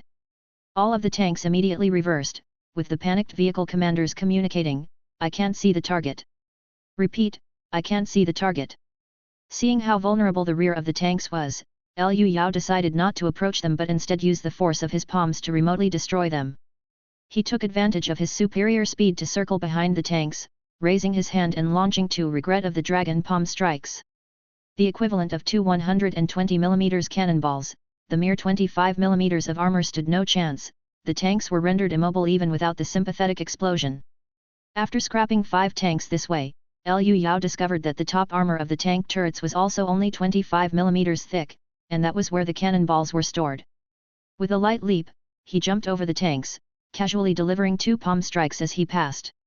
2 semi-transparent palm strikes whistled out like cannonballs, hitting the top of the turrets and triggering brilliant explosions. At the same time, Liu Yao discovered that mind projection could also be used to cast separation martial techniques. Thus, he executed the dragon subduing palm himself while the more cumbersome Tathagata divine palm was performed by the mind projection behind him. One after another, translucent white bursts of energy shot out, hitting tanks in their weakest spots with the terrifying whiz of cannonballs. The Oya Federation's tanks and infantry fighting vehicles were transformed into dazzling fireworks that soared into the sky. Seeing the armored units nearing annihilation, the Royal Air Force, no longer concerned about the surviving tanks on the ground, boldly opened fire on Liu Yao. But it only served to prove that explosives below nuclear grade could not harm him at all. Liu Yao's current physical condition meant that as long as he wasn't embracing a missile when it exploded, at worst, he'd be blown away by the blast wave. Up to now, apart from his clothes being torn, he was unscathed. Instead, another 5 supersonic magical treasures had taken down 5 more fighter jets. The Air Force was made up of precious elites. The remaining 5 jets dared not continue the fight and fled in panic. And with the surrender of the remaining armored units, the war also entered its final phase. In front of Liu Yao, tanks were nothing but metal coffins, and to boot, they came with an auto-cremation feature. The surviving crew turned off their vehicles, emerged with hands raised, and faces filled with despondency, as if their hearts were utterly broken. Someone muttered, "Why did we have to go to war with such a monster?" Liu Yao didn't pay them any mind and deactivated his double-boosted state. Though powerful, maintaining it for too long was quite draining on his body. "My physique has become a bottleneck. It's time for a serious upgrade," he said. At that moment, he felt somewhat grateful to the Oya Federation's military for providing this rare opportunity to test himself. Otherwise, figuring it out on his own would have taken who knows how long. After all the turmoil, the entire Oya Federation's willpower had turned into pure negativity. However, Liu Yao didn't care. Compared to Blue Star's billions of inhabitants, the mere 20-something million here were insignificant. Next, Liu Yao took to the skies and headed towards the capital of the Oya Federation. He hadn't gone far when his phone rang. It was Wang Kuoi's number. Upon answering, the voice on the other end said, "Mr. Liu Yao, the Oya side is requesting our mediation. They claim the war was started by a general acting on his own. They will deal with him severely and wish to offer you their sincere apologies." Liu Yao said, "If apologies were useful, what use would armies be? We need to teach them a lesson. Oh, speaking of which, I have a couple of unmanned tanks here. Could you help me hack into them?" The response was immediate, "Do they have electromagnetic cannons and lasers?" "No problem. I'll head over after I take care of things here." Liu Yao hung up and continued on his way. He flew to a white, sailboat-like building by the sea, the Royal Opera House. It was just past noon, the sun was high, and people on the ground saw Liu Yao floating in the air. Some took out their phones to film, some pointed and hurled curses, and a few clever ones quickly put distance between themselves and the location. It was here that Liu Yao conducted his final test, the beam attack from the Creation Immortal boat he used during his fight with Su Fu. This move was terrifyingly energy-intensive, and of course, he had to test it in an environment like Blue Star, which was abundant in willpower, to understand the principles. The Creation Immortal boat, covering the sky and overshadowing the sun, appeared and the people on the ground scattered like ants, soon leaving the place completely deserted. Originally, the ferry boat was difficult to maneuver due to insufficient cultivation level, but after reaching the Thunder Tribulation realm, that sluggishness disappeared, and piloting it became somewhat effortless and intuitive. With a mere thought, the willpower golden dragon twisted around the Creation Immortal boat, forming a dragon-shaped ram, followed by the gathering of a blue energy sphere in front of it. A thick beam of blue particles shot out, striking the Royal Opera House directly. Its materials instantly melted and even vaporized, the sudden pressure increase leading to a violent explosion. The mixture of ionization produced plasma blasted fiercely in all directions. After just 3 seconds, this renowned cultural monument was reduced to a deep pit rolling with magma. Liu Yao smacked his lips. This particle beam weapon was complex in principle. According to Su Fu, it was standard sun god spell material, which he had barely grasped. "I'll need to find a chance to fire it a few more times." Chapter 551. Having just watched an eventful scene unfold, people all around the world exclaimed in excitement, claiming it felt far more real than any movie. Meanwhile, many netizens from Xia country were puzzled. Had the Oya Federation government lost its mind? How could it dare provoke a superhuman with such meager strength? But what they didn't know was that the Oya Federation had its own national circumstances to consider. At that moment, the Star Alliance country had acquired the test data it wanted. The Oya Federation had demonstrated its value, showing it was not a place of exile for inferior species or impure criminals. The Federation Prime Minister, Morris, had also shown his toughness to his constituents, and he and his party were sure to take the lead in the upcoming election season. Add to that the populace, which had enjoyed the spectacle, and Liu Yao, who had fully tested his new realm. Thus, a world where no one was harmed had been achieved, where everyone got what they needed, and all had bright futures ahead. Of course, Major General Harris was the exception. He would bear full responsibility for the disastrous defeat, facing questioning before clanking off to prison. This war, which seemed foolish, was actually a bountiful feast for most people. Only Liu Yao's destruction of the Royal Opera House had caught everyone completely by surprise. At that moment, Prime Minister Morris had just been relocated to a nuclear shelter, where he was discussing with his confidants. Why would he attack a city? That's inconsistent with his psychological profile. All his confidants, who were senior cabinet officials, looked at one another, unable to come up with an explanation. Modern technology could thoroughly understand a person through big data and then precisely target them with advertisements. And Liu Yao enjoyed only the highest quality of service. From his birth, his public speeches, online expressions, paper records, and everything else had been meticulously studied to create an extremely detailed psychological profile. Teams from various countries could even use this to predict Liu Yao's behavioral tendencies. Normally, although he was neither a saint nor overly benevolent, he wouldn't have been cruel enough to attack a city. This is highly abnormal. Didn't we leave the National Defense Army for him to take his anger out on? Morris muttered, not understanding why the superhuman made such distinctions, oblivious to the fact that his own country was simply not taken seriously. And at that moment, more bad news arrived. The secretary approached with a tablet in hand and said, "Sir, we have a problem." After pressing the play button, the screen showed footage from a drone. Liu Yao executed a downward palm strike from the sky, collapsing the Prime Minister's mansion amidst billowing dust. There's also a bunch of internet celebrities and reporters who recklessly followed to capture the moment. Seeing this scene, Morris exclaimed, "My God! Why hasn't he left yet? Contact Xia country again, no matter the cost, hurry and get him to leave." The other senior cabinet officials also looked distressed. Essentially, they wanted to rely on Liu Yao's supposedly gentle approach towards civilians to serve their political purposes, but now they found themselves in a difficult position. The secretary then said, "The video's not over yet." The military's drone captured that Liu Yao seemed to have done something in the clouds. The senior officials continued to watch as the superhuman rose from the ruins into the sky, apparently conducting some sort of ritual high above. At that moment, Liu Yao descended from the sky, releasing a Tathagata divine palm that controlled the force to spread like ripples, demolishing the Oya Federation's Prime Minister mansion. It was a particularly luxurious building, commanding a view of the entire Royal Opera House. Of course, now both were destroyed. After such a commotion, he was bound to be hated to the core. The willingness offered by the entire Oya Federation region had turned dark purple with sin, devoid of a trace of positivity, and transformed into sinister force. Liu Yao looked up at the sky, gazing at the thick sinister force above him like dark clouds, a sight to behold. This scene was visible only to him, as ordinary people could not perceive things within the realm of the mind. Hoarding it like this isn't a solution, and it looks damn unsettling. Liu Yao decided to deal with the situation simply, so he flew into the high skies and opened up small floodgates in the torrent of sinister force at intervals of 500 kilometers. By doing so, he allowed the negative energy to be released in advance, preventing a gradual build-up that could lead to an explosion. Streams of negative energy were drawn into the real world, and the torrent of sinister force became like a deflating pressure cooker, no longer posing a threat. The best part was that Liu Yao was about to return to the other world. With no real target, the sinister force could only vainly dissipate into the heavens and earth.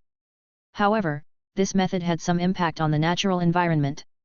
At that moment, Liu Yao saw with his own eyes how the negative energy created a special wave that dispersed the clouds in the area. Even a mass of seasonal rain clouds was pushed aside by an invisible force and drifted from the land towards the sea. Witnessing this scene, Liu Yao said with some surprise, "With this, won't the Oya Federation be unable to get rain? There could be a drought. Who cares?" Liu Yao couldn't be bothered with what would happen to that country and soared into the sky, heading back to Xia country. He still needed the country's help to crack into those unmanned tanks, to facilitate his analysis of the Dao arts. At this moment, no one could have predicted the severe consequences this incident would cause. For this journey, Liu Yao flew entirely on his own. With his powerful control over energy, he quickly got used to flying at low to mid altitudes, zipping through the sky as freely as a bird. Once he was fully comfortable, Liu Yao continued to climb, reaching the stratosphere at 30,000 feet. There were no turbulent air currents here, no birds, and the forces were stable, a place of silence and peace. Liu Yao lingered above the boundless sea of white clouds, lighter and softer than cotton, meeting the vast, azure sky. The golden sun shone overhead, casting down its warm and genial light. At this time, several satellites had locked onto Liu Yao, and upon discovering he had reached the stratosphere, countries quickly arranged for commercial flights on that route to avoid him. A few hours later, the continent was within sight. Liu Yao had already made arrangements with Wang Kuei to avoid any accidents. After all, those tanks were capable of self-destructing. Xia country also possessed electromagnetic cannons and laser weapons. Now having access to the finished products from the Star Alliance country was of great benefit. The military's research team quickly cracked the unmanned tanks. Liu Yao only took one electromagnetic and one laser tank, leaving the others for the country to research at leisure. After that, he left with his spoils, oblivious to the Star Alliance country's impending doom. At the moment, at the Star Alliance capital, Raven Hill's Doomsday Bunker. It was a huge underground base capable of housing thousands, fortified against nuclear, chemical, and biological weapons. The military personnel who had operated the unmanned tanks had brought back the combat data. Military weapons experts and scientists began to study the data immediately, adjusting weapon parameters. The Star Alliance country's National Defense Department, Foreign Affairs Bureau, and several other departments had jointly launched the Eden Project, aiming to eliminate Liu Yao completely. Besides electromagnetic cannons and lasers, strikes with ultra-high-speed ballistic missiles were also among the contingency plans. At the same time, they were using their formidable intelligence capabilities to collect everything about Liu Yao. That day, an unassuming piece of intelligence appeared before everyone. It turned out that years ago, Liu Yao had commissioned an investigation into an item with a triangle and an eye in the middle. And this item had once belonged to a secret laboratory of the Foreign Affairs Bureau. Chapter 552. Various indications suggest that the target has been making every effort to evade the electromagnetic cannon, evidently filled with dread. I suggest that we focus on this moving forward. At this moment, a discussion meeting was underway in the Doomsday Bunker. In attendance were weapon experts, scientists, generals, high-ranking intelligence officials, and even advisors to the president, totaling around 50 people, all elite members of the Star Alliance country. They were sitting at a large conference table, discussing matter, while a giant screen in the conference room was playing footage of Liu Yao flying in the stratosphere. The target has acquired the ability to fly, but its agility far from matches its capabilities on the ground. This could be exploited to launch an attack in the future. The caliber of the electromagnetic cannon must be reduced. The power is already sufficient, what we lack now is the speed to instantly annihilate the target. Midway through the discussion, it was the intelligence department's turn to speak. A female official from the National Defense Intelligence Agency operated her tablet a few times, and the giant screen displayed a piece of jewelry with an eye in the center of a triangle, the very star key. Gentlemen, I have received reliable information that the target has investigated this object twice. This must be extremely important to him. Having said this, she looked towards the Deputy Director of the Foreign Affairs Bureau Hogan, and continued. And this object belongs to the Foreign Affairs Bureau. Do you have anything to say? Her tone was aggressive, as the Foreign Affairs Bureau had intentionally concealed this matter. The world's largest intelligence agency has always acted independently, often to the detriment of its colleagues. Everyone was well aware of this fact, and now all eyes turned towards Hogan. This intelligence officer, who had had contact with Liu Yao, resembled a villain from the Matrix somewhat, except he was not wearing sunglasses. Indeed, this is an object belonging to the Foreign Affairs Bureau, but it has already been lost. Concerning the secrets of the Foreign Affairs Bureau, Hogan originally did not want to discuss it, but given the circumstances, there was nothing left to hide.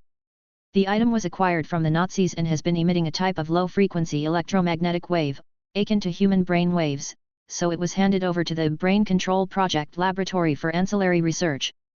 In the 1970s, the laboratory faced a slew of criticism and was shut down. The whereabouts of the object became unknown, suspected to have been taken by Ole Horn, the person in charge of the lab at the time. The crowd pondered for a moment, sorting out the relationships. The female intelligence official from the Defense Intelligence Bureau continued, the target has sent people to investigate this object twice before and after. This object is very likely to be the key to his powers. The people present agreed with this point, and a military scientist asked, "Mr. Hogan, do you have the research materials from that time?" Hogan nodded, "Due to the age, there are only paper materials, I will personally bring them here." It wasn't long before Hogan returned with a file bag that looked very dated. "Although it may be superfluous, I still have to say those with a security clearance level below 22, please step out." Even the president's security clearance level was only 23, these conditions were rather stringent. But after waiting for a moment, no one left. Those who could come to this doomsday bunker were all elite members of the Star Alliance country, and their clearance levels were naturally sufficient. Hogan immediately opened the file bag, and a group of scientists crowded around. After barely a glance, an older scientist with graying hair exclaimed excitedly, "This is great."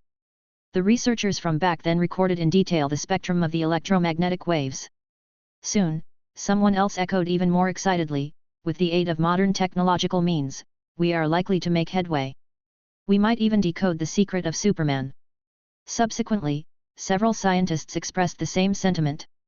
This matter had significant implications, and related research work was immediately initiated with all demands being met without delay. The entire microfluidics and biomedical instrumentation lab from Wayne State University was even relocated here to facilitate the research. Driven by powerful forces from all aspects, progress was very smooth. The elite of the Star Alliance country had made contact with an extraordinary entity. At this moment, in the other world's Rakshasa country, inside the glittering Winter Palace St. George Hall, the Fear ancestor donned a velvet high-collared cape, reclining on the Tsar's throne, amusedly watching the two groups of people before him. To the left were women, to the right were men, 100 each, all trembling with the color of despair painted across their faces. Fear lifted a hand and gently squeezed towards the men, and the air in the hall became harder than steel, suddenly compressing. The 100 men were immediately flattened like mice run over by a car, their blood drawn by an invisible force, pouring into Fear's mouth. After drinking, he smacked his lips, his face awash with ecstasy as he commented, "Blood filled with fear, just like strong liquor." The remaining women screamed, their expressions filled with hatred, for these men were their husbands, fathers, or even children. Fear waved his hand again and sucked the women dry of blood in the same manner. "The blood of hatred, slightly sour, has whetted my appetite." He savored the different flavors in the blood, meanwhile commanding the nearby Empress Catherine, "Prepare another 500 people." Empress Catherine's expression froze. She too was a vampire, who had thought that bathing in the blood of virgins was evil enough. But compared to the one before her, she was as pure as an angel. Empress Catherine ventured, "Great primordial ancestor, why not spare these lambs so that they could supply you with fresh blood every day?" Before she could finish her sentence, her vision blurred, and a hand was already caressing her cheek. Fear, content yet unknowable, had already appeared beside her, saying, "This is exactly why you are so weak. Blood is merely a vessel, the true indulgence lies in the spirit it contains: anger, hatred, despair. Plain blood cannot give strength." Empress Catherine forced a dry laugh, "But, there aren't many lambs left." Fear stood up, approached a map and said, "No matter, this planet is vast. Let's go here. Yi dynasty, with a population of hundreds of millions, not bad." No sooner had he spoken when he suddenly froze. At this moment, Fear heard a voice from the depths of the starry sea, bringing distant greetings from the Star Alliance country through photon leap. Yet the voice was quieter than that of a petal falling to the ground, completely inaudible. But this was enough to exhilarate Fear. "This is planet number 3 from the original plan. To think they'd come to me voluntarily." The next second, he burst into wild laughter, "Ha ha ha ha, fate is always full of surprises." He could no longer care about the Yi dynasty, for an entire planet was far more tempting than a native country with only 100 million inhabitants. Fear leapt powerfully, cracking the ground beneath him into a spider web of fissures the size of a football field, reaching an altitude of 10,000 meters in an instant. Then he swung his fist mightily towards the sky. The punch was unbelievably fast, the friction with the atmosphere producing an orange glow like a meteor, creating terrifying gusts of wind. The colliding air masses formed a shockwave that tore through the atmosphere, unveiling the cosmic starscape. And Fear did all this, merely to respond to the Star Alliance country. It wasn't even a coherent sentence or word, just a simple acknowledgement. Then, as usual, these primitives, yet to leave their mother star, would establish a beacon like monkeys in heat, allowing him to transmit himself there. No need for words, no need for explanations, greedy humans would deceive themselves, and desire would make them fall into the abyss with false hope. Chapter 553. Jingyi Garden.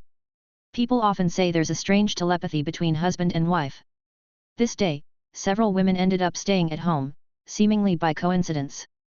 Not only the busy Li Pei, but Yu Yanmei and Sua area also returned triumphant from Goryeo. At the moment, they were fiddling with a deep-sea hydrostatic pressure simulator. Liao Qi grumbled with slight irritation, "Why hasn't Liu Yao come back yet?" Liao Ya helplessly said, "You don't have to say that every 5 minutes." Li Pei laughed, "Really, you're almost like a little resentful wife." For the convenience of entering the machine to cultivate, they were only wearing lingerie. Their fair and fiery figures were fully revealed under the scorching summer sun. Arya envied their 3 large bosoms, anxious about why she wasn't growing any bigger. Ali stretched lazily on the side, then continued basking in the sun, quite exhausted from the trip around Goryeo. The large tabby cat flipped over, wanting the sun to warm its belly. But just at this moment, it suddenly twitched its nose several times, froze for a bit, then with hair standing on end, it leapt up with a start. Spiritual energy. It's the spiritual energy. The spiritual energy of this world has increased a bit. Although spiritual energy is invisible, intangible, and formless, Ali was a rare breed, capable of sensing it distinctly. Especially since the spiritual energy of this world was nearly depleted, the sudden increase of this little bit was too obvious. But how is this possible? The world was like a patient with a terminal illness that was deteriorating continuously. Spiritual energy shouldn't be increasing. When something like this happens, it must mean that something has occurred. As Ali was pacing back and forth, restless and anxious, 3 loud, clear cries sounded in the distance. It was the call of the spiritual sparrowhawks. Liu Yao must be back. The few beauties' eyes lit up. Without bothering to put on clothes, they ran toward that direction. The first thing that caught their eyes were indeed the 3 majestic spiritual sparrowhawks. Ali frowned secretly. Haven't seen them for 2 months, and they've grown so much. Their demonic energy surged by 30%. Damn, they could already transform. These lucky bastards really struck it rich with a good master. When she went to Goryeo, the spiritual sparrowhawks were just over 4 meters long. Now they've grown past 5 meters, the speed of their growth was freakishly abnormal. Soon after, Ali spotted that Lord Lun was contemplating whether to go up and act cute for affection when, her light green cat eyes suddenly bulged in shock. The person before her was dispersing spiritual energy, replenishing this world. Ali was stuck in place with a face of cat-like astonishment, like a stone sculpture. At this very moment, Ying Zheng inside Emperor Qin's mausoleum, Su Fu inside Izumo Imperial Palace, and a few others, either with the aura of an immortal or a commanding presence, all showed puzzled expressions on their faces. Even in the ocean, a turtle almost as large as Hainan Island also displayed a human-like expression of confusion. The massive creature spanning the sky also trembled slightly, its closed eyes seemed on the verge of opening. Luckily, Liu Yao had just reached the Thunder Tribulation realm, carrying only a small amount of spiritual energy, which dissipated quickly. The pool, slightly wrinkled by his disturbance, soon calmed down as well. Seeing her man return, Liao Qi excitedly pounced on him, looking him over from left to right. "Have you made a breakthrough?" Liu Yao held her peachy hips with both hands. A flash of azure lightning flickered in his eyes, and then he just floated up while holding his girl. "Ah! We're flying! You really made a breakthrough!" In no time, the two were hovering 100 meters high. Liao Qi shouted in surprise, and the other girls were equally stunned. Flying on one's own power was the fantasy of countless people from their childhood, and it was also the most conspicuous sign of the Thunder Tribulation realm. And the Thunder Tribulation realm hadn't appeared for thousands of years. The women were overjoyed yet filled with infinite relief. Their man was indeed extraordinary, always creating miracles. Li Pei stepped forward and said, "My lord, it is truly a double blessing. My master has also advanced to the Golden Body realm." Liu Yao gently descended with Liao Qi in his arms and chuckled, "That's great, my next goal is also the Golden Body realm," and she makes a perfect reference. Yu Yanmei stood tall and graceful, the spitting image of a moon fairy descended from the heavens. Feeling the mischievous gaze of her little man, she knew he must be thinking of teaching through fun and couldn't help but roll her eyes at him.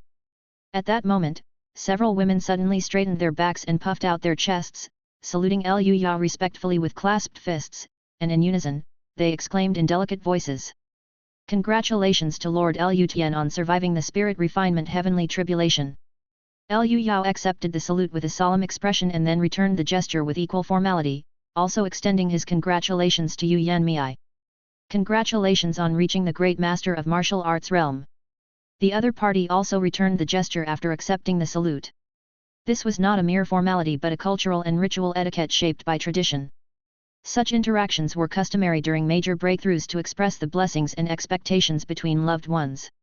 Once the salutations were over, and after chatting for a bit, Li Pei pulled Liu Yao aside to the study to discuss wrapping up the conquest of Goryeo.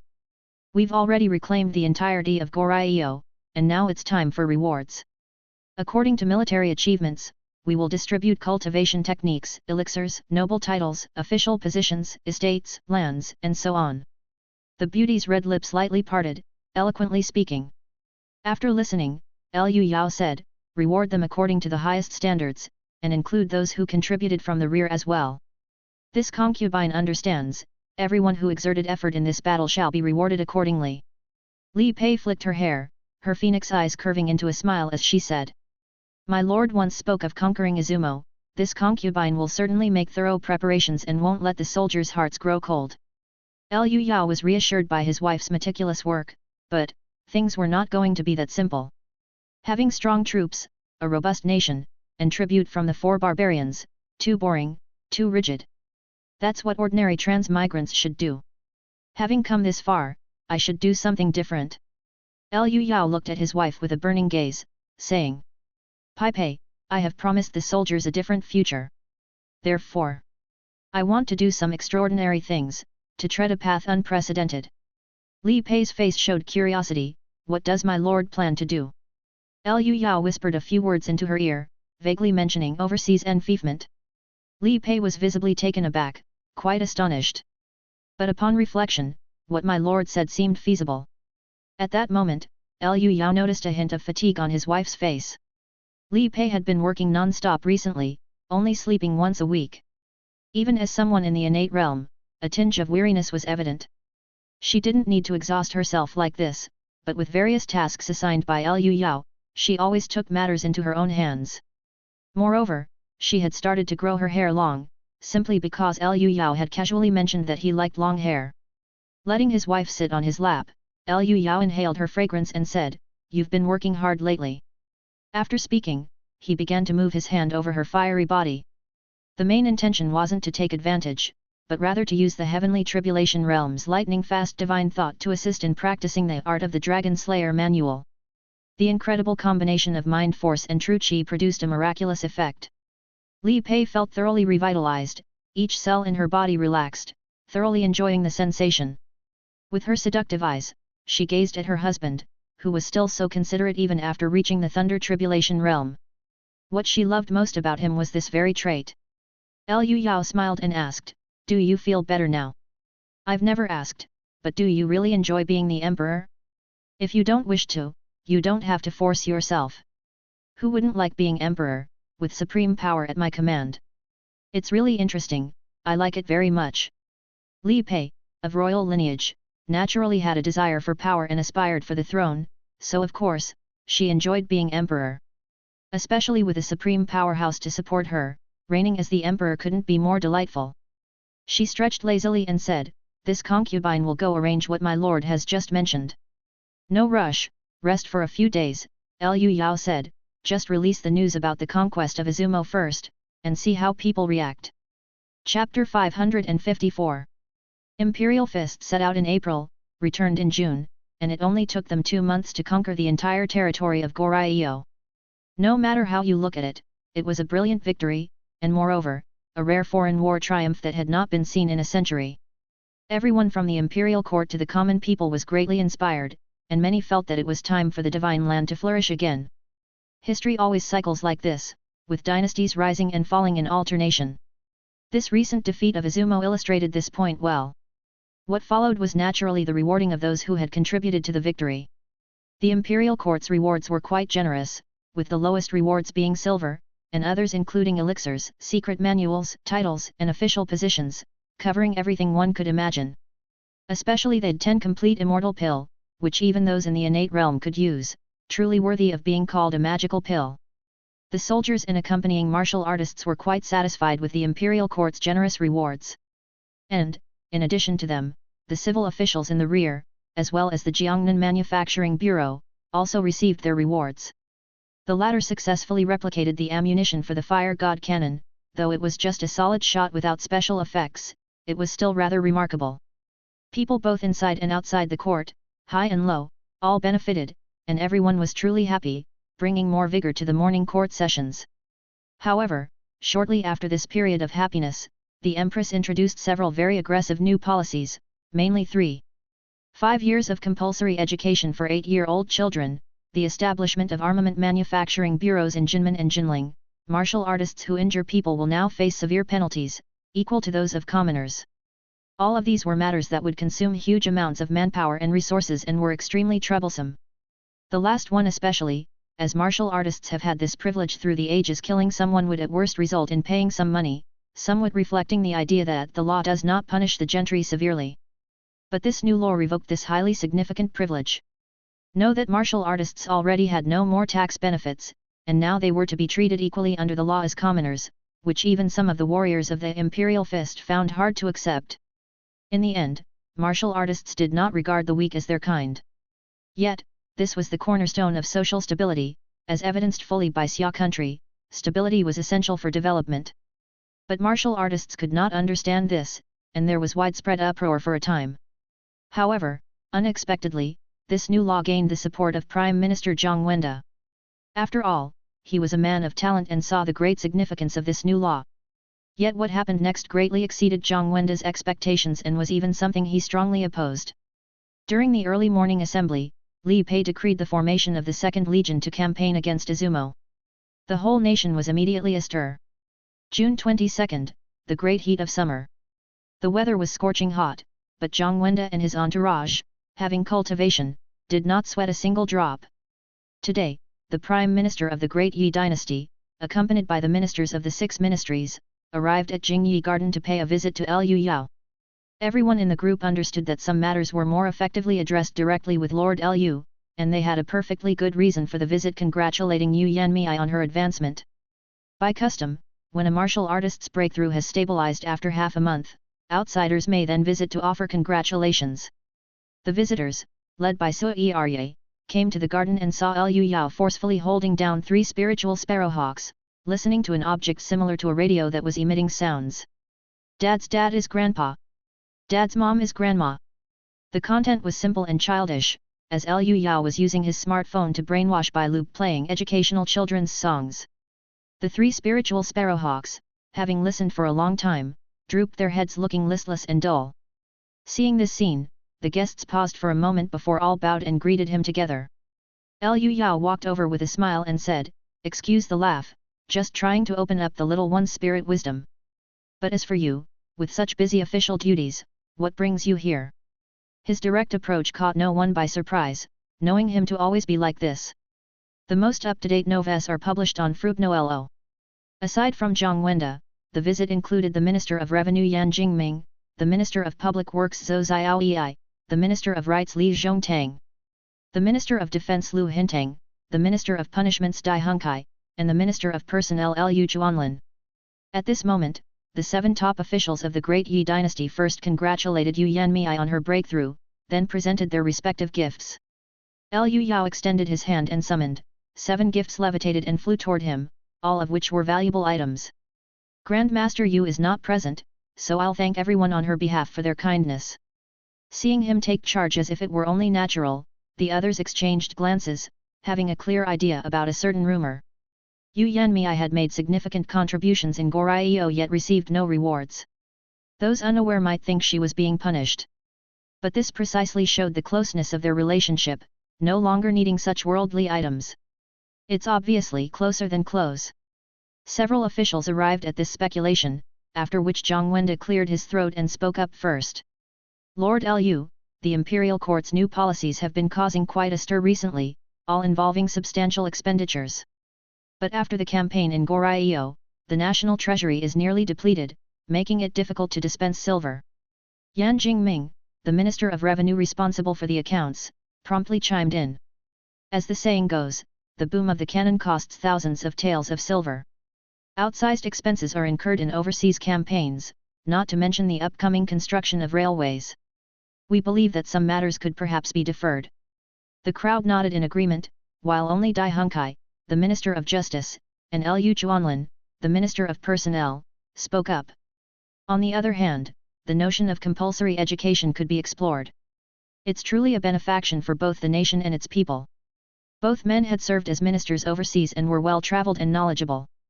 However, they only agreed on this one issue, and clearly opposed others, especially the campaign against Izumo. Liu Yao's expression remained unchanged, and he chuckled, "Is the national treasury really short of silver?" All 7 senior officials nodded in unison. With a wave of his hand, Liu Yao summoned countless silver bricks from the void, which clanged as they piled into a mountain. "There are roughly 100 tons here. Take as much as you can get." The 7 high-ranking officials' eyes shone with the glitter of silver, their expressions stupefied as they reached out to touch it. These were the silver bricks sponsored by Star Alliance country years ago, of extremely high purity. Silver was also the most supreme hard currency of Otherworld and had the special effect of restraining vampires. Ironically, the Western powers enjoyed hoarding silver, always ready to fend off their own kind. At that moment, Yan Jingming suddenly looked up and said, "Do you mean, we can take as much as we want?" Liu Yao smiled and responded, "Exactly, you only have one chance. Take as much as you account for and let's see the extent of your skill." Upon hearing this, Yan Jingming subconsciously twisted the silver brick in his hand into a twisted bun and then proceeded to move more. Zhang Wenda quickly cleared his throat to stop his colleague, who was accustomed to hardship from previous eras, and then said, "With Lord Lu's silver tails, all affairs will surely proceed smoothly. But concerning the campaign against Izumo, may we consider it more thoroughly?"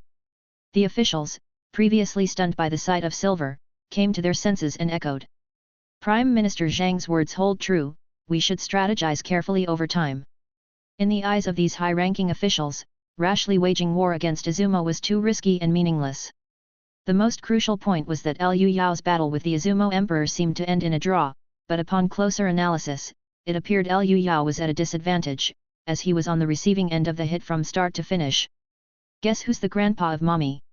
Amidst the sound of a distant nursery rhyme, Liu Yao asked an unrelated question. Regarding Goryeo, how do the officials wish to proceed? Li Zhongtang, the Minister of Rights, said. Goryeo has been a vassal to our nation for generations and has repeatedly been saved from dire straits. There is a precedent for this situation. Return governance to the Goryeo royal family. The officials didn't quite understand why Liu Yao asked this, as it has always been the case for this region to seek assistance from the Central Plains dynasty in times of trouble. There was nothing unusual. Liu Yao stated, "This time it's different. Some people are adamant about following Izumo and have even formed a guerrilla team to harass the government forces. Are you all aware of this?" The officials nodded slightly, obviously aware of this bizarre turn of events. Those capable of forming guerrilla teams were naturally Goryeo's prestigious families, and even the royal family.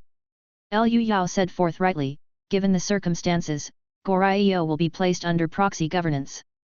As an overseas enfeoffment, it shall be granted to those who have rendered great service." Chapter 555. Overseas enfeoffment.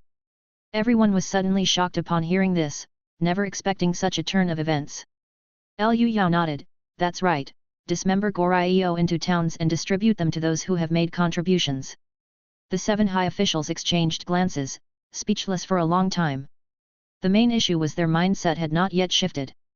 After all, it was the great powers that engaged in such things, and just a year ago, Divine Land had been the one suffering from humiliation.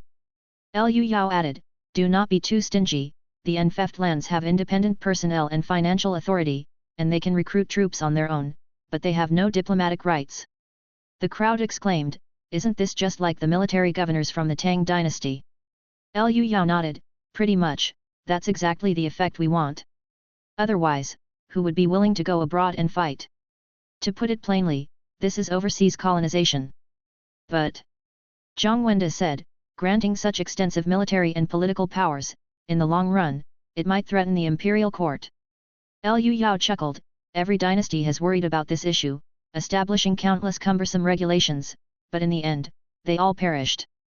There is no perfect system in the world, what I rely on is not such baseless things. The few high officials pondered silently. The person before them indeed had the qualification to suppress everything. Previously, news from the front lines had reported that Lord Lu could even kill the terrifying creatures created by Izumo from thousands of kilometers away. Even so, they still felt this approach was somewhat unreliable. At the same time, Zhang Wenda also wanted to advise holding off on the campaign against Izumo for a while longer. But before he could speak, Liu Yao spoke up first. All the distinguished officials have contributed by overseeing logistics at the rear, so naturally, you will also have overseas enfeefments. Upon hearing this, the 7 high officials' expressions changed themselves. They too would have overseas enfeefments. In that moment, they suddenly felt that the matter of overseas enfeefment held great potential. It could let those who liked causing trouble go overseas to avoid causing harm domestically. It could also solve the problem of land consolidation. It could serve as a trade outpost or military base to acquire resources. In short, there were countless benefits, otherwise the great powers wouldn't be so keen on this. For a time, everyone was lost in boundless daydreams. Liu Yao smiled, let's work together, keep up the effort and there will be many more overseas enfeefments in the future. Zhang Wenda sighed, no longer bringing up the matter of delaying the campaign against Izumo, and commented in admiration.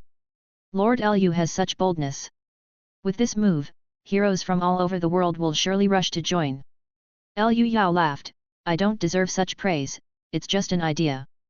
Bringing everyone a different future. He wanted the divine land of Otherworld to travel a different path. Always trying to persuade with reason, to answer hate with virtue, to love peace and all that it was too boring, why not try something fresh? Thus reassured, the top-level officials who had visited together were no longer doubtful and took their leave with full vigor. But before departing, they still had to take Liu Yao's silver with them. Thereupon, the high officials each displayed their divine skills. The secretaries from the 6 ministries, with their blood exchange realm abilities, couldn't carry more than a few tons, so the main force was naturally Zhang Wenda of the Golden Body realm. Right then, Zhang Wenda's expression concentrated and he unleashed a vast expanse of true qi like the sea, scooping up 30 tons of silver above his head, resembling an Indian military stunt motorcyclist who had seated several rows of people. Zhang Wenda even shouted to his colleagues, I can't free my hands, continue stacking on top. The secretaries from the 6 ministries hurriedly continued to stack silver bricks on top until the weight reached 50 tons, at which point Zhang Wenda called a halt. Liu Yao praised, worthy of being a Golden Body Realm Grandmaster, able to lift something weighing 50 tons. Such physical prowess is truly breathtaking. A mere trifle not worth mentioning, he replied. Zhang Wenda was essentially carrying the equivalent of 50 barrels of water on his own end. To maintain a degree of elegance with some margin to spare, he had yet to reach his limit. At that moment, at the archway at the foot of Xiangshan, the entourage of top officials waited here, with 7 cars parked. These attendants gathered together to chat, and as they talked, they noticed something amiss on the mountain. They saw their own masters returning, each of them carrying a heap of glistening objects. Rushing forward hurriedly, they were momentarily dazzled by the silver light. So much silver! Those with a weaker constitution even collapsed on the ground in fright, speechless.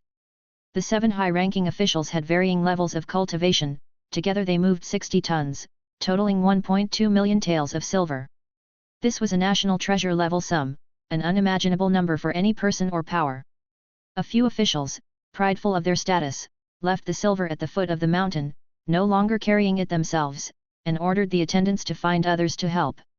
However, due to the significant nature of the issue, they would guard the silver together and also escort it to the treasury to prevent any mistakes. Li Zhongtang, looking at this mountain of silver, stroked his beard contentedly and said, though various powers have enacted trade restrictions, the Westerners, always chasing profit, and the major trade companies still maintain normal interactions, this silver can certainly be put to great use. The crowd nodded in agreement. Just then, they suddenly heard a cry from the sky. Looking up, they saw a spiritual sparrowhawk frantically trying to escape. And there was someone chasing it, shouting, come back, the lesson isn't over yet. It turned out that Ru Yi had boldly skipped a lesson and was pursued by Liu Yao, who had discovered the escape. Liu Yao's aperture points expelled true qi jets, turning into the vector thruster of dynamic and overwhelming power, agilely and fiercely pursuing Ru Yi. This was clearly someone flying in the sky by their own strength, and Zhang Wenda and the others were terrified. How is Lord Lu managing to do this? It is said that only those in the thunder tribulation realm can drag their flesh with their divine soul to fly. Has he undergone the heavenly tribulation? Watching Liu Yao flying about in the sky, blocking the sparrowhawk's path, the spectators were in a daze, suddenly feeling as if the familiar world before them had become very strange. The feats of the thunder tribulation realm were not just as simple as flying in the sky. It seems we will have to refer to him as Lord Liu Tian in the future. No wonder he has the confidence to conquer Izumo. Should we hold a grand celebration? Lord Liu Tian is not one for pomp and fanfare. There's no need to overstep and make assumptions, let it unfold naturally. In the following days, with the unanimous support of several big wigs, all decrees of the imperial court were executed swiftly and effectively. Rumors ran rampant in the streets that several high officials brought a silver mountain down from Xiangshan, the stories being detailed and vivid. With silver in hand, everything was easy to manage: compulsory education, new manufacturing bureaus, and the construction of railways and other major projects were successively launched. But there were also a few setbacks. First, the formation of the Second Corps encountered resistance. The greatest difficulty was the lack of high-level martial artists, especially those in the blood exchange realm who could wear mechas. With cannonballs flying across the battlefield, decades of cultivation could be lost in an instant, reducing the enthusiasm of martial artists. The original Imperial Fist was swiftly formed, relying on a strong foundation, teams brought up by Mr. Zhou over the years, and aided by Fu Fengsheng rallying a group of chivalrous warriors. Furthermore, martial artists were somewhat resistant to the new laws, unwilling to give up their privileges. However, the various clamors were instantly quelled by the Imperial Court's promulgation of the Overseas Fiefdom Law. The entire Goryeo was enfeoffed to the meritorious officials. The fiefdom had independent military and administrative powers, and could even develop its own laws. Apart from loyalty to the Imperial Court, it was practically an independent kingdom. Instantly, the public was abuzz, and the whole state, from the Imperial Court to the common people, was thrown into a frenzy. Chapter 556. Linen, headquarters of the Joyful Sect. When Yun Qinglan first took her position as the sect master, a rebellion occurred here. It was only with Liu Yao's help that she managed to quell it and use his influence to suppress the unrest within the sect and secure her leadership position. However, relying solely on heavy-handed tactics was not the best approach, especially since Yun Qinglan had implemented sweeping reforms, causing the Joyful Sect to lean towards becoming more orthodox. As a result, she offended many, who, albeit quiet on the surface, were quite discontented in private. This was particularly true when Yun Qinglan led the expedition to Goryeo and there was little reward for the hardship endured. The Joyful Sect was grand, not lacking in elixirs or silver tails. Moreover, the battlefield was no child's play, and with many disciples perishing in the fights against the Izumo ninjas, complaints within the sect were numerous. The news of the Imperial Court's planned expedition against Izumo, and the apparent desire of the sect master to get involved, was more than some could bear. Everyone believed that Yun Qinglan, for the sake of her lover, was willing to risk the entire sect. What made matters worse was the ridiculous fact that after all this trouble, she remained a virgin. The sect did not belong to one person. Unable to openly resist, a group of bodhisattvas and elders began to slack off and play non-violent non-cooperation. When the core strength of the sect acted in unison this way, the affairs of the sect instantly became a mess, and Yun Qinglan was troubled. And whispers started circulating within the sect that rather than twisting an arm for a tasteless melon, it would be better for everyone to disband and go their separate ways. Hearing such rumors, Yun Qinglan was furious and was considering whom to execute to set an example when the Overseas Fiefdom Law was promulgated. The sect was in an uproar over this so-called overseas enfeoffment, which was clearly a vassal state with a high degree of autonomy. Before their excitement could settle, the prefectural governor personally paid a visit, bringing the Imperial Court's formal investiture. Imperial Edict from the Son of Heaven, bearer of Heaven's mandate declares, we have Joyful Sect Master Yun Qinglan, who has served the nation with great righteousness, to be commendable, and hereby confer upon her the title Governor of Busan, be it so known. Yun Qinglan bowed and received the Imperial Edict, exchanging courtesies with the prefectural governor for a few sentences. But as she bade farewell to the visitor, she turned around to find the whole sect gathered around her. The sect master is wise and foresees the future, we couldn't ask for more. From now on we must unify under the sect master's leadership, ensure the sect's prosperity. They appeared utterly jubilant, showing no signs of the previous discord. They had already learned that the enfeoffment of the governor of Busan included nearly 10,000 square kilometers, a prime port city, and a massive iron mine. A piece of land where one could do as one pleased, holding infinite possibilities, and unimaginable benefits. Otherwise, the great powers would not be competing globally to take over colonies. If they had known the imperial court was so generous, they should have committed all their elite forces when they campaigned in Goryeo. With an unfazed expression, Yoon Kinglan said, "I shall head to the imperial city to express my gratitude, take care of the section." These shameless people, with smiles all over their faces, hurriedly said, "Sect Master, please proceed, we will certainly manage all sect affairs to the best of our abilities. I heard the imperial court is recruiting soldiers? Can we enlist in the army?" At the same time, on Mount Wudang, Zhang Yunzhi was holding an imperial edict that had appointed not one but 3 governors: governor of Seoul, governor of Incheon, and governor of Jianghui, corresponding to Uncle Bai, himself, and his junior apprentice brother Zhou. The untheft lands were places of prosperity, and Bai Jingting couldn't help but exclaim, "Lord Lu has great daring." Zhang Yunzhi nodded in agreement. As martial artists, they understood the significance of this move more than anyone else. How big could Goryeo be? It was simply not enough to be divided among them. Seeing the sudden conferment of so many kings, the greed in the hearts of the mighty across the world was thoroughly aroused, and they would inevitably rise in response, supporting Liu Yao's every plan to come. Such as the conquest of Izumo or perhaps some other nation. For the Wudang sect, besides the overseas enfeoffments, there was even more good news one after another. Bai Jingting said, "Bai Lu, that child has gained enlightenment from his long journey and will soon retreat to attempt breaking through to the innate mirror." Zhang Yunzhi's face showed joy, but he didn't expect his uncle to continue speaking. The old man himself witnessed a junior's breakthrough and was greatly inspired. "I, too, will be entering seclusion." This truly came as both a shock and a delight. Zhang Yunzhi immediately got up, clasped his hands together in a salute, "Congratulations to my uncle." At this moment, besides his surprise, he felt some sighs of lament and confusion. For some reason, everything had started working out smoothly, as if the entire world lent its strength at the right time. Before, no matter what he did, he couldn't stop the decline of his sect. Now sitting idle at home, he watched the sect soar to incredible heights. Why exactly is this happening? Zhang Yunzhi already had an answer in his mind. All of this began when they threw their lot in with Liu Yao. Su Fu called Liu Yao child of destiny, and others, to a greater or lesser extent, also thought of him as the chosen one of divine land. Is this destiny? Or perhaps, the workings of spiritual predestination? Spiritual predestination is a wondrous thing, many interpret it as destiny, even spirit refiners cannot see or touch it. Zhang Yunzhi only knew this thing is the key to the sun god overcoming the heavenly tribulation. And the fortuitous turn of his own sect must be due to the influence of the child of destiny. Zhang Yunzhi suddenly remembered, some days ago his junior Zhou had written to suggest that he take the position of chief scientist at the newly established Jinmen Armory. Liu Yao wanted spirit refiners to play a role beyond slaughtering. Zhang Yunzhi then made up his mind, might as well further tighten our association. I will take the position of chief scientist.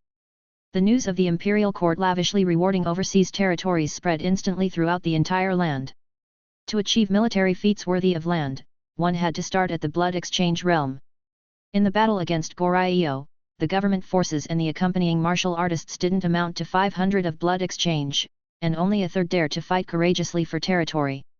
Some received just a small county town, but even that was enough to make them laugh with joy. Because the land could be passed down for 5 whole generations. Directly corresponding to the nobleman's virtue extends for 5 generations before being cut off. As expected, after the hearty reward of territories, the martial artists of the entire world were eager and courageous. Who could have ever thought there would be such benefits to waging war, to actually have a territory of one's own to rule as a king? This was not occupying a mountain to become a bandit king, it was an official imperial enfeoffment, acknowledged by the imperial court, and you could do whatever you wanted on it. Pillage, develop, exploit, all up to you. For a while, countless strong figures flocked into the imperial city to join the army. The initial goal for the 2nd Army Corps was to recruit 200 blood exchange, 5,000 organ refining, and tens of thousands of regular auxiliary army. But suddenly, 400 blood exchange, nearly 10,000 organ refining and marrow cleansing, and an innumerable number of commoners wishing to join the auxiliary army came pouring in. It's important to know that military enlistment had very strict scrutiny standards, not only requiring a clean personal background but also needing someone to vouch for you. Yet these people met all the conditions, they were just eager to enlist, to fight. And those within the imperial fist who had not received territory were also holding back their enthusiasm, wishing the war against Izumo could start tomorrow.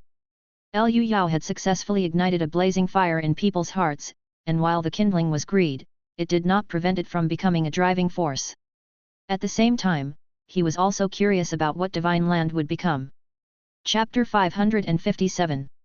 The outside world was noisy and chaotic, but Jingyi Garden remained peaceful and tranquil.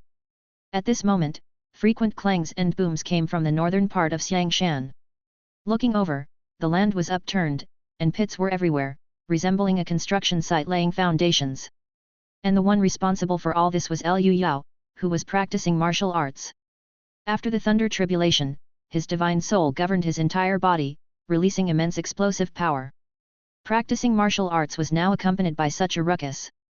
Moreover, the peerless techniques he was cultivating at this time were especially loud. Among the techniques Liu Yao was refining were the complete Tathagata Divine Palm and Kunlun's peerless technique Supreme Tei Thunderclap Hand. The latter had been demonstrated earlier by the late Grandmaster Zheng, who controlled sound waves with true qi, fierce and unrivaled yet still mysterious. All of these were brought back by Li Pei from the Imperial Secret Vault, each one a prodigious technique that required a lifetime of dedication to study.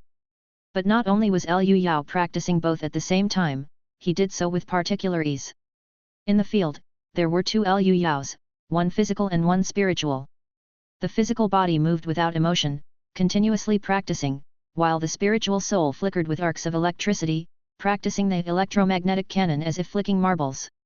After a while, the physical body was exhausted. The two Liu Yaos instantaneously merged into one, their individual training experiences flooding his mind at once. This was a new ability gained after reaching the Thunder Tribulation realm multitasking. The physical body and divine soul acted separately, yet not distinct from one another, much like a person's eyeballs looking in different directions, receiving different information, akin to a dual-core CPU. As a result, his efficiency greatly improved. He mastered both the Tathagata Divine Palm and Supreme Tei Thunderclap Hand, no longer afraid of exhausting his energy while practicing the martial Dao. Liu Yao even desired to start gold-swallowing cultivation. However, what was gained came at a loss, as his spirit-refining cultivation lagged. At this moment, with a flash of electrical arcs, Liu Yao used his true qi and mind force to attract the magnetic field, creating an electromagnetic rail out of thin air. Next, he flicked a yuan steel marble with his finger, and with a sharp swoosh, the marble was shot out at a speed of kilometers per second, blasting a hole as big as a sea bowl in sturdy granite. The destructive power was about the same as a .50 sniper rifle, not too shabby, but a casual punch from Liu Yao was more powerful than that. The primordial magnetic divine thunder Dao art from Su Fu seemed simple but was extremely difficult to execute. This was still under the circumstance of having the Star Alliance countries' electromagnetic cannon for reference, which allowed Liu Yao to achieve this much. Moreover, having no direction for the path following the Thunder Tribulation realm, he could only deduce from bits and pieces in the scriptures and use his ingenuity. It had been thousands of years since the other world had seen a heavenly tribulation, and the lineage of spirit refinement had long been severed. Although there were scriptures transmitted, the Thunder Tribulation realm, even in ancient times, was the domain of a rare few powerful beings, and it was unlikely that the scriptures would be too detailed. Spirit refining cultivation suddenly hit a bottleneck. This was also why Liu Yao was eager to campaign against Izumo. He only had Su Fu as a source to fleece. From now on, I'll have to make my own way. He sighed. The good news was that there was no rush at the moment. The current priority was advancing his martial Dao to the Golden Body realm. In combat, the Golden Body realm, capable of directly withstanding cannon fire, was a better match for the heavenly tribulation. And since Yu Yanmei had already reached the Golden Body, he could use her as a reference to fully experience the might of a great Grand Master. And so, Liu Yao jauntily made his way to Yu Yanmei's residence to challenge a great Grand Master one-on-one. However, upon arrival, he saw her packing her luggage, seemingly about to leave. Yu Yanmei looked up and said, "I need to make a trip to the Kunlun sect, and I'll have to take a spiritual sparrowhawk with me for a few days." Liu Yao, who had just been practicing Kunlun's peerless technique, was somewhat puzzled. "Why are you going there? Did the Kunlun sect not close off their mountain to the world?" The relationship between this sect and his family had been indifferent, and it had grown even colder when Yu Yanmei killed that Kunlun disciple in the underground palace during their exploration. Although they weren't openly hostile, the Kunlun sect had closed off their mountain after Liu Yao's rise, making their unwillingness to associate quite clear. Yu Yanmei explained, the founder of my Moon Star sect came from the Kunlun sect. According to the agreement, after reaching the Golden Body realm, I have to go back and leave behind my insights on the breakthrough. Liu Yao immediately understood, so there's that connection. No wonder you previously had a Kunlun disciple as a fiancé. Yu Yanmei gave him a glance and said, in the end, it's you this little rake who benefited. Thinking about it now, with all that ice jade in the palace, there really was no need for you to take my virginity. That was just me being too anxious and not thinking ahead. Liu Yao shamelessly laughed with a grin, before you leave, let me experience the formidable physique of a great grandmaster. Alright. Yu Yanmei's clear and bright eyes showed a hint of amusement as she accommodatingly followed her little man into the house. Liu Yao had no reason to be suspicious and even took out a pair of black silk stockings, try these on for me. Yu Yanmei, unusually submissive, obediently took them and put them on. With her already long legs paired with her cool and extraordinary face, the black stockings indeed added to her cold yet enchanting allure, utterly tantalizing. Especially when she stretched them straight and tugged at the stockings a bit, asking, do they look good? Liu Yao hurriedly nodded, amazing, really beautiful. After speaking, he could hardly wait to thoroughly study the great grandmaster's physique, and Yu Yanmei, with amusement in her eyes, was particularly cooperative. 2 or 3 minutes later, Liu Yao realized something was off. He couldn't breach her defenses. A great grandmaster could withstand cannonballs head-on, and though Liu Yao was strong, he was nowhere near the level of a cannonball. Liu Yao then switched tactics, trying to employ a more tender and skillful approach in the hopes of prevailing with technique. But to no avail, the might of a great grandmaster's physique far exceeded his imagination, and his past techniques that were bouncy and nimble became an insurmountable chasm. He never would have imagined the gap between the Golden Body realm and the Flawless realm to be so vast, no wonder it's regarded as the cornerstone for suppressing dynasties. The atmosphere grew somewhat awkward, and Liu Yao, unable to save face, coughed dryly, could you, perhaps, retract this indestructible will? Yu Yanmei couldn't hold back any longer and, covering her mouth, laughed lightly, I just had my breakthrough and can't quite control it freely yet. You're going too far, Liu Yao said, recognizing her playful smile as a sign that she was teasing him on purpose. He might not be a match in terms of physical prowess, but what man could tolerate such humiliation? He took a deep breath, and behind him appeared a mind projection with 3 heads and 6 arms to bolster himself. His body then surged with true chi and wrapped in electric arcs, ready for a meteoric collision with Earth, a forceful strike to penetrate the enemy's defenses. Yu Yanmei cautioned, Liu Ziazi, if you injure yourself, don't blame me. Liu Yao was suddenly startled, getting injured was certainly recoverable, but it would utterly disgrace him. He slowly rose, his face flushed as he feigned nonchalance, I'll let you off for today, but once I attain the Golden Body, I will make you see. Yu Yanmei got up and embraced her little man, enveloping him with a surge of true chi and a special, unbreakable and indestructible will. Then I'll be waiting. Make sure you hurry up.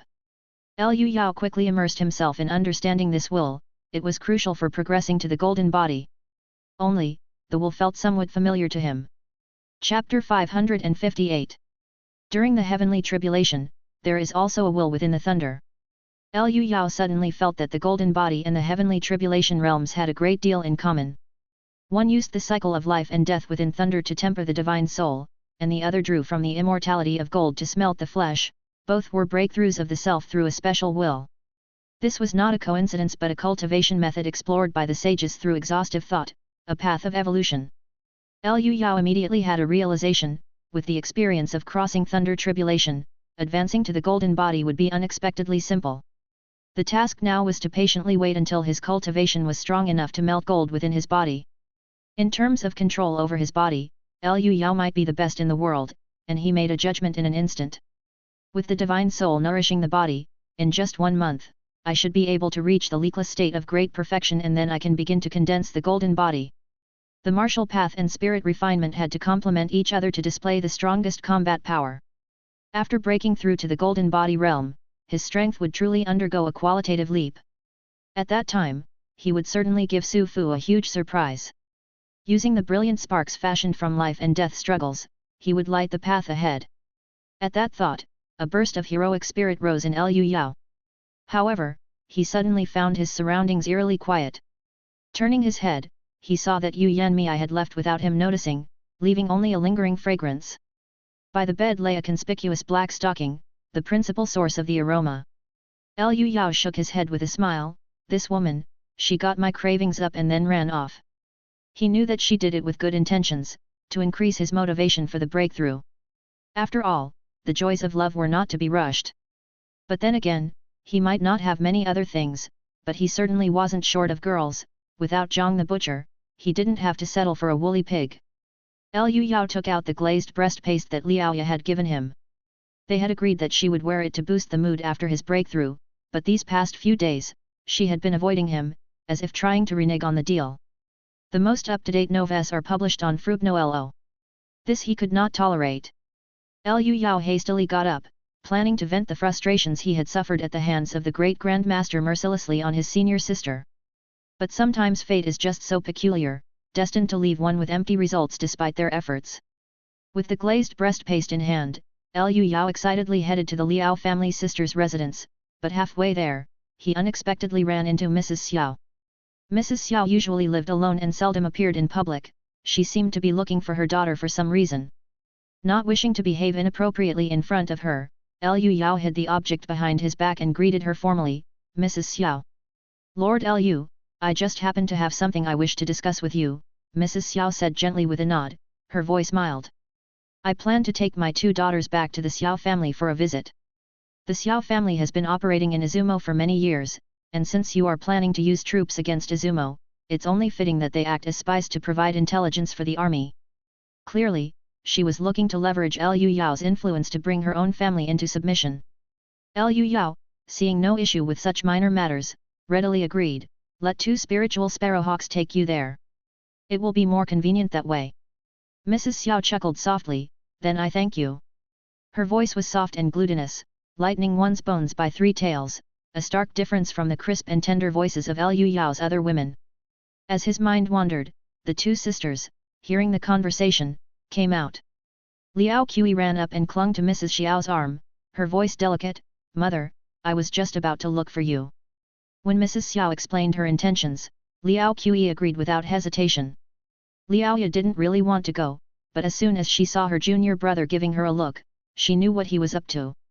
After parting with that breast paste, Liaoya regretted it, feeling that the object was too embarrassing, and she hadn't prepared herself mentally. Therefore, she decided to tag along, and it would give her a chance to teach those from the Xiao family a lesson and let off some steam. Seeing that her senior sister was pretending not to know him, Liu Yao knew she was going to deny it, and he quickly communicated telepathically. Senior sister, one should keep their word. Liaoya turned a deaf ear and raised her hand to summon 2 spiritual sparrowhawks to descend. In front of Lady Xiao, Liu Yao couldn't make any inappropriate moves and could only force a smile, watching helplessly as the 3 women rode away on the spiritual sparrowhawks. The most infuriating part was that before taking off, Liaoya even deliberately stuck out her tongue at him. Thus, the self-proclaimed ladies' man Liu Yahao was left burning with desire, yet he had to suppress it all by himself. As for manual labor, he hadn't even considered it. Who would have thought a celestial lord could fall so low? I wonder if Li Pei will come back tonight. Liu Yao wasn't desperate for pleasure, but his formidable physique naturally brought strong desires. At this moment, he split himself in 2 again, allowing his physical body to train in the martial path and vent his vigorous energy, while his divine soul went to the study. There, on the spacious sandalwood desk, were the newspapers picked out by Arya and the intelligence reports brought by Li Pei, left there for Liu Yao to read at his leisure. Picking up a newspaper at random, the hottest news of the moment was certainly the conferment of honors and lands, with all the newspapers devoting entire pages to this matter. The fervor for war throughout the nation had been completely ignited, and now countless people sought connections to enlist in the military. The conquest of Izumo didn't even require Liu Yao's prodding. People consumed by intense greed would spontaneously prepare everything. Taking second place in the news was the completion of the Alito Peace Conference by the great powers. After half a year of bickering, they had finally divided the spoils, redefining spheres of influence and colonies. However, what was interesting was that after his battle with Su Fu, where the powers they displayed shocked the world, the great powers' attitudes towards the Far East had dramatically changed. In the eyes of the great powers, the best course of action at this moment was, of course, let Liu Yao and Su Fu fight to the death. Best if they both perished. What was laughable was that the outside world generally considered Liu Yao to be the weaker party. To achieve the effect of mutual destruction, the great powers decided to appropriately weaken Izumo. Not only did they suspend various forms of support for Izumo, but they also condemned on an international scale the tactical ghost, deeming it an inhumane bioweapon. I didn't expect to inadvertently set Su Fu up. However, these great powers are only laughing now, I will settle the accounts with them in the future. And seeing the term tactical ghost, Liu Yao suddenly remembered that Yu Yanmei and Bai Jingting had also brought back some research materials, which were currently in the study. Out of curiosity, he opened and looked them over, noticing something strange. Su Fu highly valued this research, but the focus wasn't on the lethality of bioweapons, but rather, how to maintain one's sanity after contamination. The epidemic water supply troops captured many civilians from Goryeo, expending a great deal of energy to research how to remain sane, or rather, retain oneself, after turning into monsters. This was also the reason why the tactical ghosts had sentience and could set traps. Izumo's research direction had been such from the beginning. What does Su Fu want with these studies? Does he want to turn into a monster himself? Liu Yao was somewhat puzzled, as Su Fu surely wouldn't give up being fully human to become that kind of revolting flesh ball. But what he didn't know was that Su Fu, having lived for 2,000 years by possessing others, had an understanding of life that was radically different from normal people. Just then, Arya suddenly came over, her pretty face cold as she reported, "Uncle Master, the joyful sex Yun Qinglan requests an audience." Chapter 559. Arya wore a cold expression, very reluctantly leading Yun Qinglan up the mountain. She was somewhat agitated because there was no one at home, and there was a very real possibility that the seductive fox could take advantage of the situation. Meanwhile, Yun Qinglan followed behind the young girl, observing her naturally swaying and exquisite figure, thinking to herself, "This young girl truly has extraordinary talent, she is nearly at the stage of blood exchange at just 14 years old." The two women, each with their own thoughts, moved forward and suddenly heard the violent sounds of punching and training.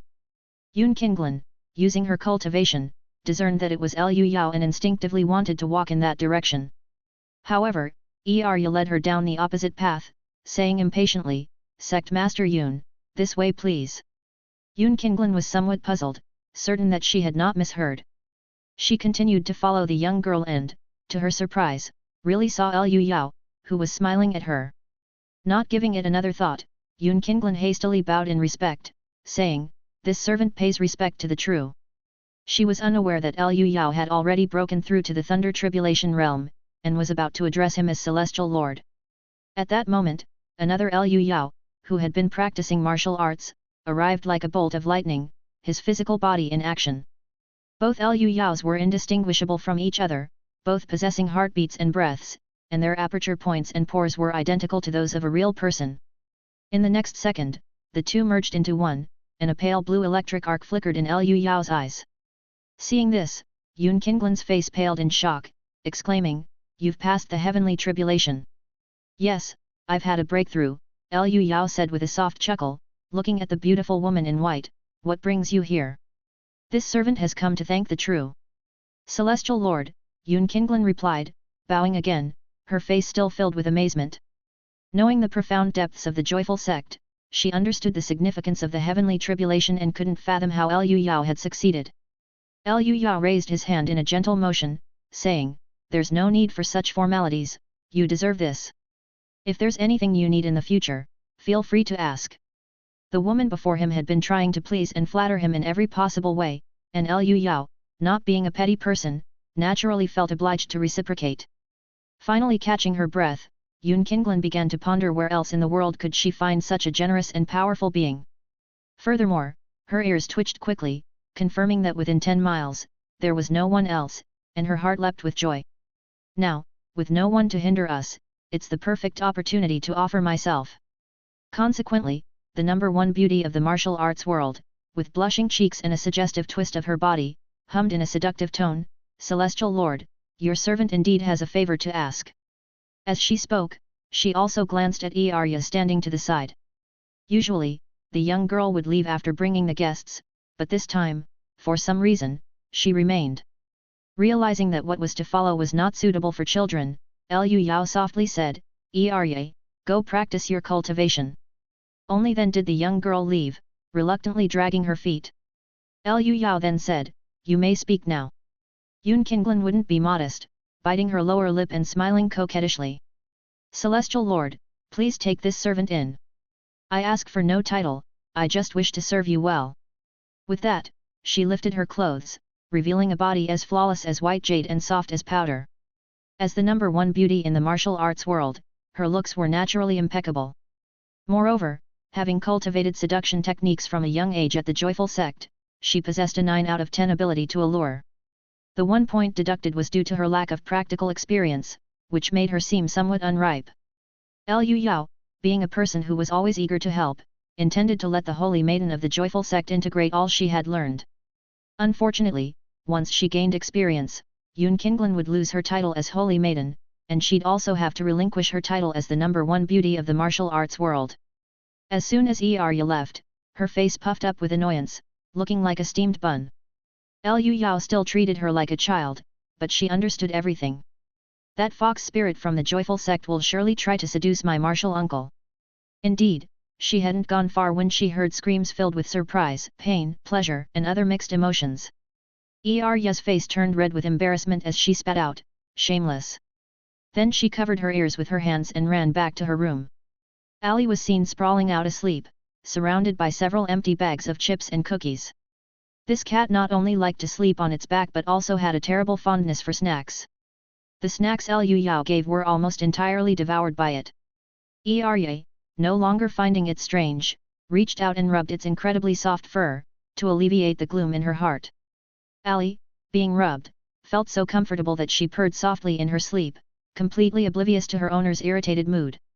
At that moment, Erye couldn't help but think. Uncle Master is pretty lustful, and I am quite pretty. If I ask him, could I? No, it's too embarrassing. The girl in springtime buried her blushingly red face into the quilt. At the same time, Yun Qinglan was also red-faced and at a loss. Her feet were off the ground as she was lifted up, unable to exert force or use any of her abilities. Moreover, this being her first actual battle, she soon broke down into panicked cries for mercy, overwhelmed by the excitement and lacking the authority of the sect master of the Joyful Sect. Liu Yao took a long breath of relief, his thoughts finally clearing. While Liu Yao was busily occupied in the other world, Blue Star was also bustling with activity. The Oya Federation was up in arms, positioning itself as a victim and repeatedly accusing Liu Yao of violent behavior. Prime Minister Morris especially had stood several times in front of the ruined Royal Opera House and Presidential Palace, loudly proclaiming that justice and freedom must not be violated, drawing votes amongst the cheers and applause of the citizens. However, with the deterrent of Centaur, no one dared to spread rumors thoughtlessly anymore. But, amidst this clamor, more and more people realized something was amiss. The Oya Federation hadn't received rain for 2 months. The Oya continent as a whole was extremely dry, with deserts accounting for 44% of its total area, which is why it was jokingly referred to as a continent difficult even for God to nurture. Yet the very region of the east coast, which had been recently disturbed by Liu Yao, was a blessed land where the warm and moist currents from the Pacific Ocean made it rainfall abundant and vegetation lush. But now, in this supposed paradise, not a drop of rain had fallen in 2 months. To date, the average daily temperature had shot up by 3 degrees Celsius, the highest since temperature records began in 1910, and it was still rising. Add latest chapters at Freeognovlo only. At the same time, many drought-intolerant plants were dying on a large scale, and wildlife was perishing en masse, causing the ecological environment to crumble. This was shaping up to be a widespread meteorological disaster, prompting the Oya Federation to immediately enter a state of emergency to seek solutions. Atmospheric experts had already started their research but were clueless.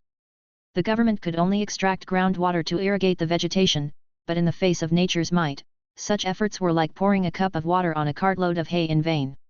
The only silver lining was that drinking water could still be maintained, though at a higher cost. But this was not a sustainable solution. Should the drought persist and temperatures continue to rise, devastating consequences were sure to follow. Eventually, someone couldn't keep quiet and said, "Do you remember what Superman did before he left, flying into the sky?"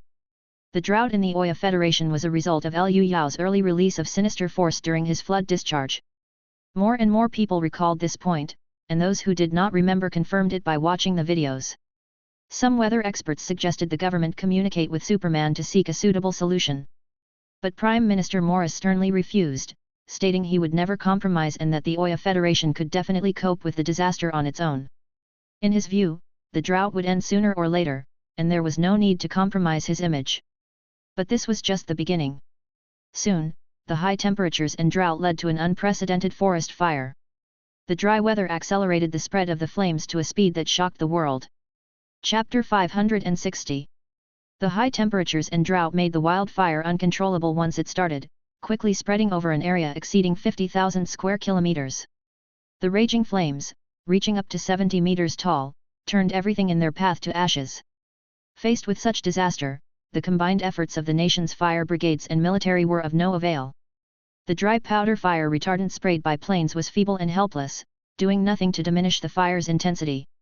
While wildfires were not uncommon, the scale of this one was unprecedented since the founding of the Oya Federation. It was simply beyond human control.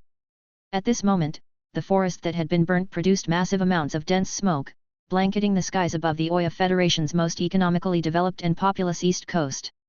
The air pollution index was off the charts, thick with a pungent odor, and the whole region was trapped in an increasingly yellow haze. Even the sun appeared hazy, and the snow on the peaks of Mount Victoria was turning yellowish. Moreover, the haze was drifting towards nearby New Zealand and even towards the Star Alliance country. In the face of such an emergency, the Oya Federation's allies all offered moral encouragement and support. Prime Minister Morris, however, made what could be called an epic move at the height of the fire's ferocity. He took his family on vacation to Tangxiang Island, and was caught in photos dancing on the beach with a lei around his neck. Once the news broke, the entire Oya Federation erupted. Massive protest marches broke out in all the major cities, with crowds displaying slogans like "Idiot Morris resign" and "Demonstration." The ruling party was in complete disarray, thoroughly sabotaged by their own inept leader. It was at this time that the suggestion to ask Superman for help was raised once again. This time, even Prime Minister Morris didn't dare show his tough stance and remained silent, tacitly approving. But Superman was nowhere to be found, and even Xia country couldn't get in touch with him. And the disaster brought on by the absence of rain was just beginning. At this moment, Liu Yao was feeling great. After thoroughly exploiting Yun Qinglan for 3 days, the holy maiden of the joyful sect finally regained her strength and remembered her abilities. Her whole body could transform into weapons, especially her fair and delicate feet, which had mysterious effects indescribable to outsiders. Remarkably, she withstood the flesh realm with her innate realm abilities. Recently, Jingyi Garden had been a scene of spring delight. But all good times must come to an end, and Yun Qinglan had to leave for Goryeo to claim her fief, parting with reluctance.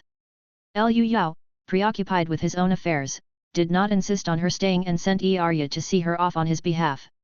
As pleasant as their interaction was, Yun Qinglan still lacked a certain significance in his heart. Arya sent Yun Qinglan down the mountain with a cold face, silent all the way. She left without a goodbye, which was somewhat rude. Clearly, because the girl was overtly jealous and resentful. Yun Qinglan smiled without taking offense, well aware that she was the one who had benefited the most. At that moment, she touched the bedsheet full of fallen petals in her bosom, confident that it was a guarantee for life. At the foot of Xiangshan, members of the joyful sect had been eagerly waiting for 3 days, finally greeting their returning sect master. A group of bodhisattvas and elders immediately surrounded her, observing carefully with the secret methods of the sect. Yun Qinglan appeared leisurely and seductive, her eyes brimming with an autumnal charm, and there was an unmistakable allure about her that was invisible but palpable. One of the bodhisattvas tentatively asked, "Sect master, you?" Yun Qinglan responded straightforwardly, "Start selecting a new holy maiden." The implication was clear: having lost her virginity, she could no longer hold the position of holy maiden. An elder burst with joy, "This is wonderful, sect master. Please think of a way for us to join the expedition to Izumo." These old veterans of the joyful sect were notorious, to say the least.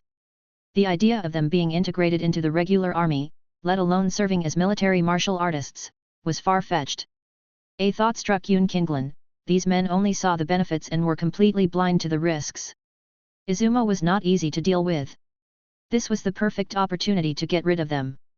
No wonder the old slicksters of the joyful sect lost their heads. It was the allure of the fiefdom that tempted them.